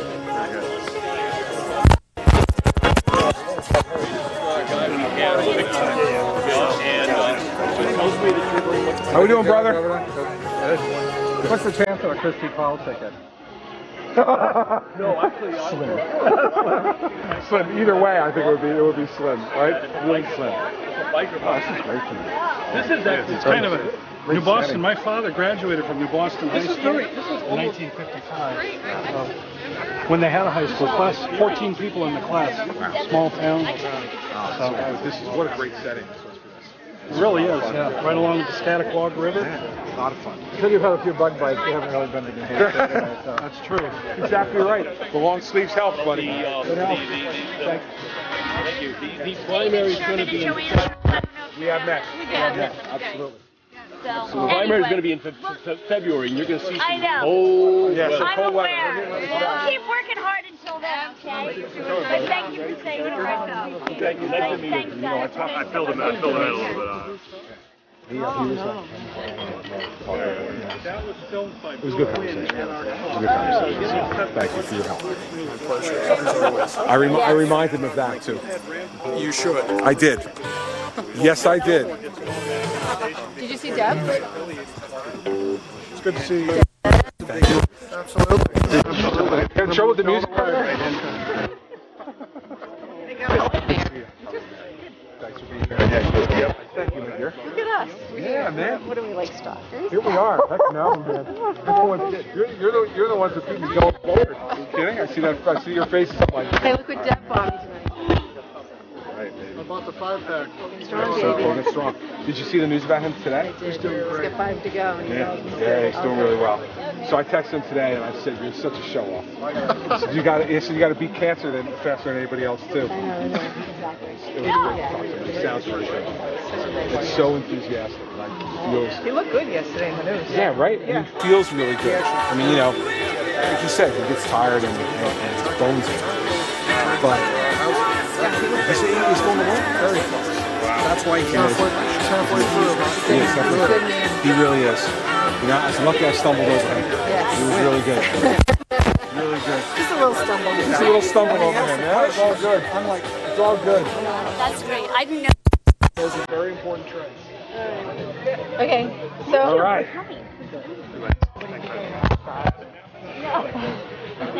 So we'll be back up here on Monday. Tomorrow I'm doing something with NUR in the morning, a couple meetings. Mary Burns. And Kia wanted me to say hello to you. Oh, that's great. Town hall meeting in San No. She's the so I think fan. Are you kidding? I've been Forever. And Devin, you remember Devin? Remember Hi, Devin? Devin. Nice to see you. Thank you. I know you have Yeah, and then we're Iowa. That's what I heard. Family. He told me. Brings Sarah back. A little bit. She could stay with me. Down low. On the down low.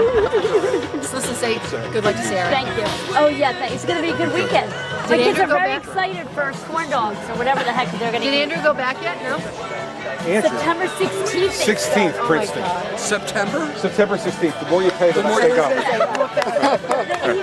Governor. Sir. Have you got time to have a beer with 7 off-duty firefighters upstairs? You know, Travels, yeah. that's the boss. That's the boss? That's the boss. Hi, Mary Pat. Hi. I'm the boss, I I want to guess. see if we can get together and have a beer with some... We got 7 off-duty firefighters. I don't know where we're going now. What am I doing now, Dan? What time is it? We're done. done. All right, let's have a beer. Let's go. Oh my gosh. Could we bother you for one more photo? Sure, come on. Thank My you. pleasure. Let me be in it. Yes, absolutely. Behind every great man is a greater woman. Here we go. Who's taking the picture? Oh wow, these are not the This picture means so takers. much to us. Thank you. Oh, my pleasure. Thank you.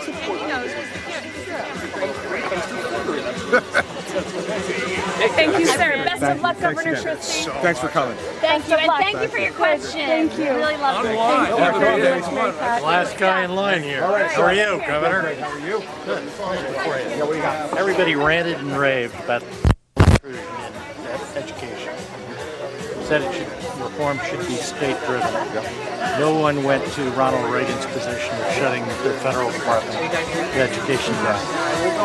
Should we do that? Yeah, listen, I don't think that's the priority. I think the priority is to change what's going on. I think if you have that argument first, you're going to have a much more divisive argument, and less apt to be able to get the things that really matter done, which is to get the strings off, to get the intrusion out, and to return curriculum control to localities. That's the first priority.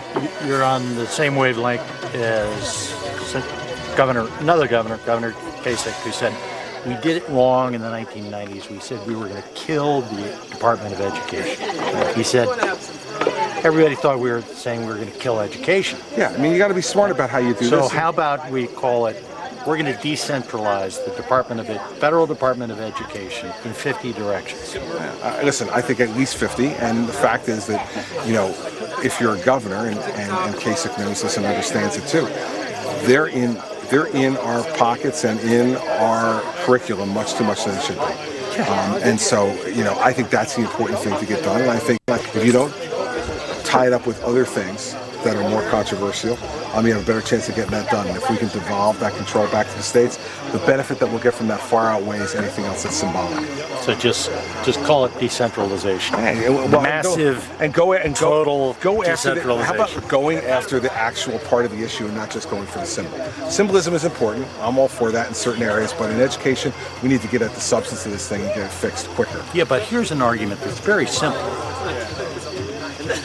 You know, localities run K to 12. Run it, finance it. States run higher education, run it, finance it, or it's private.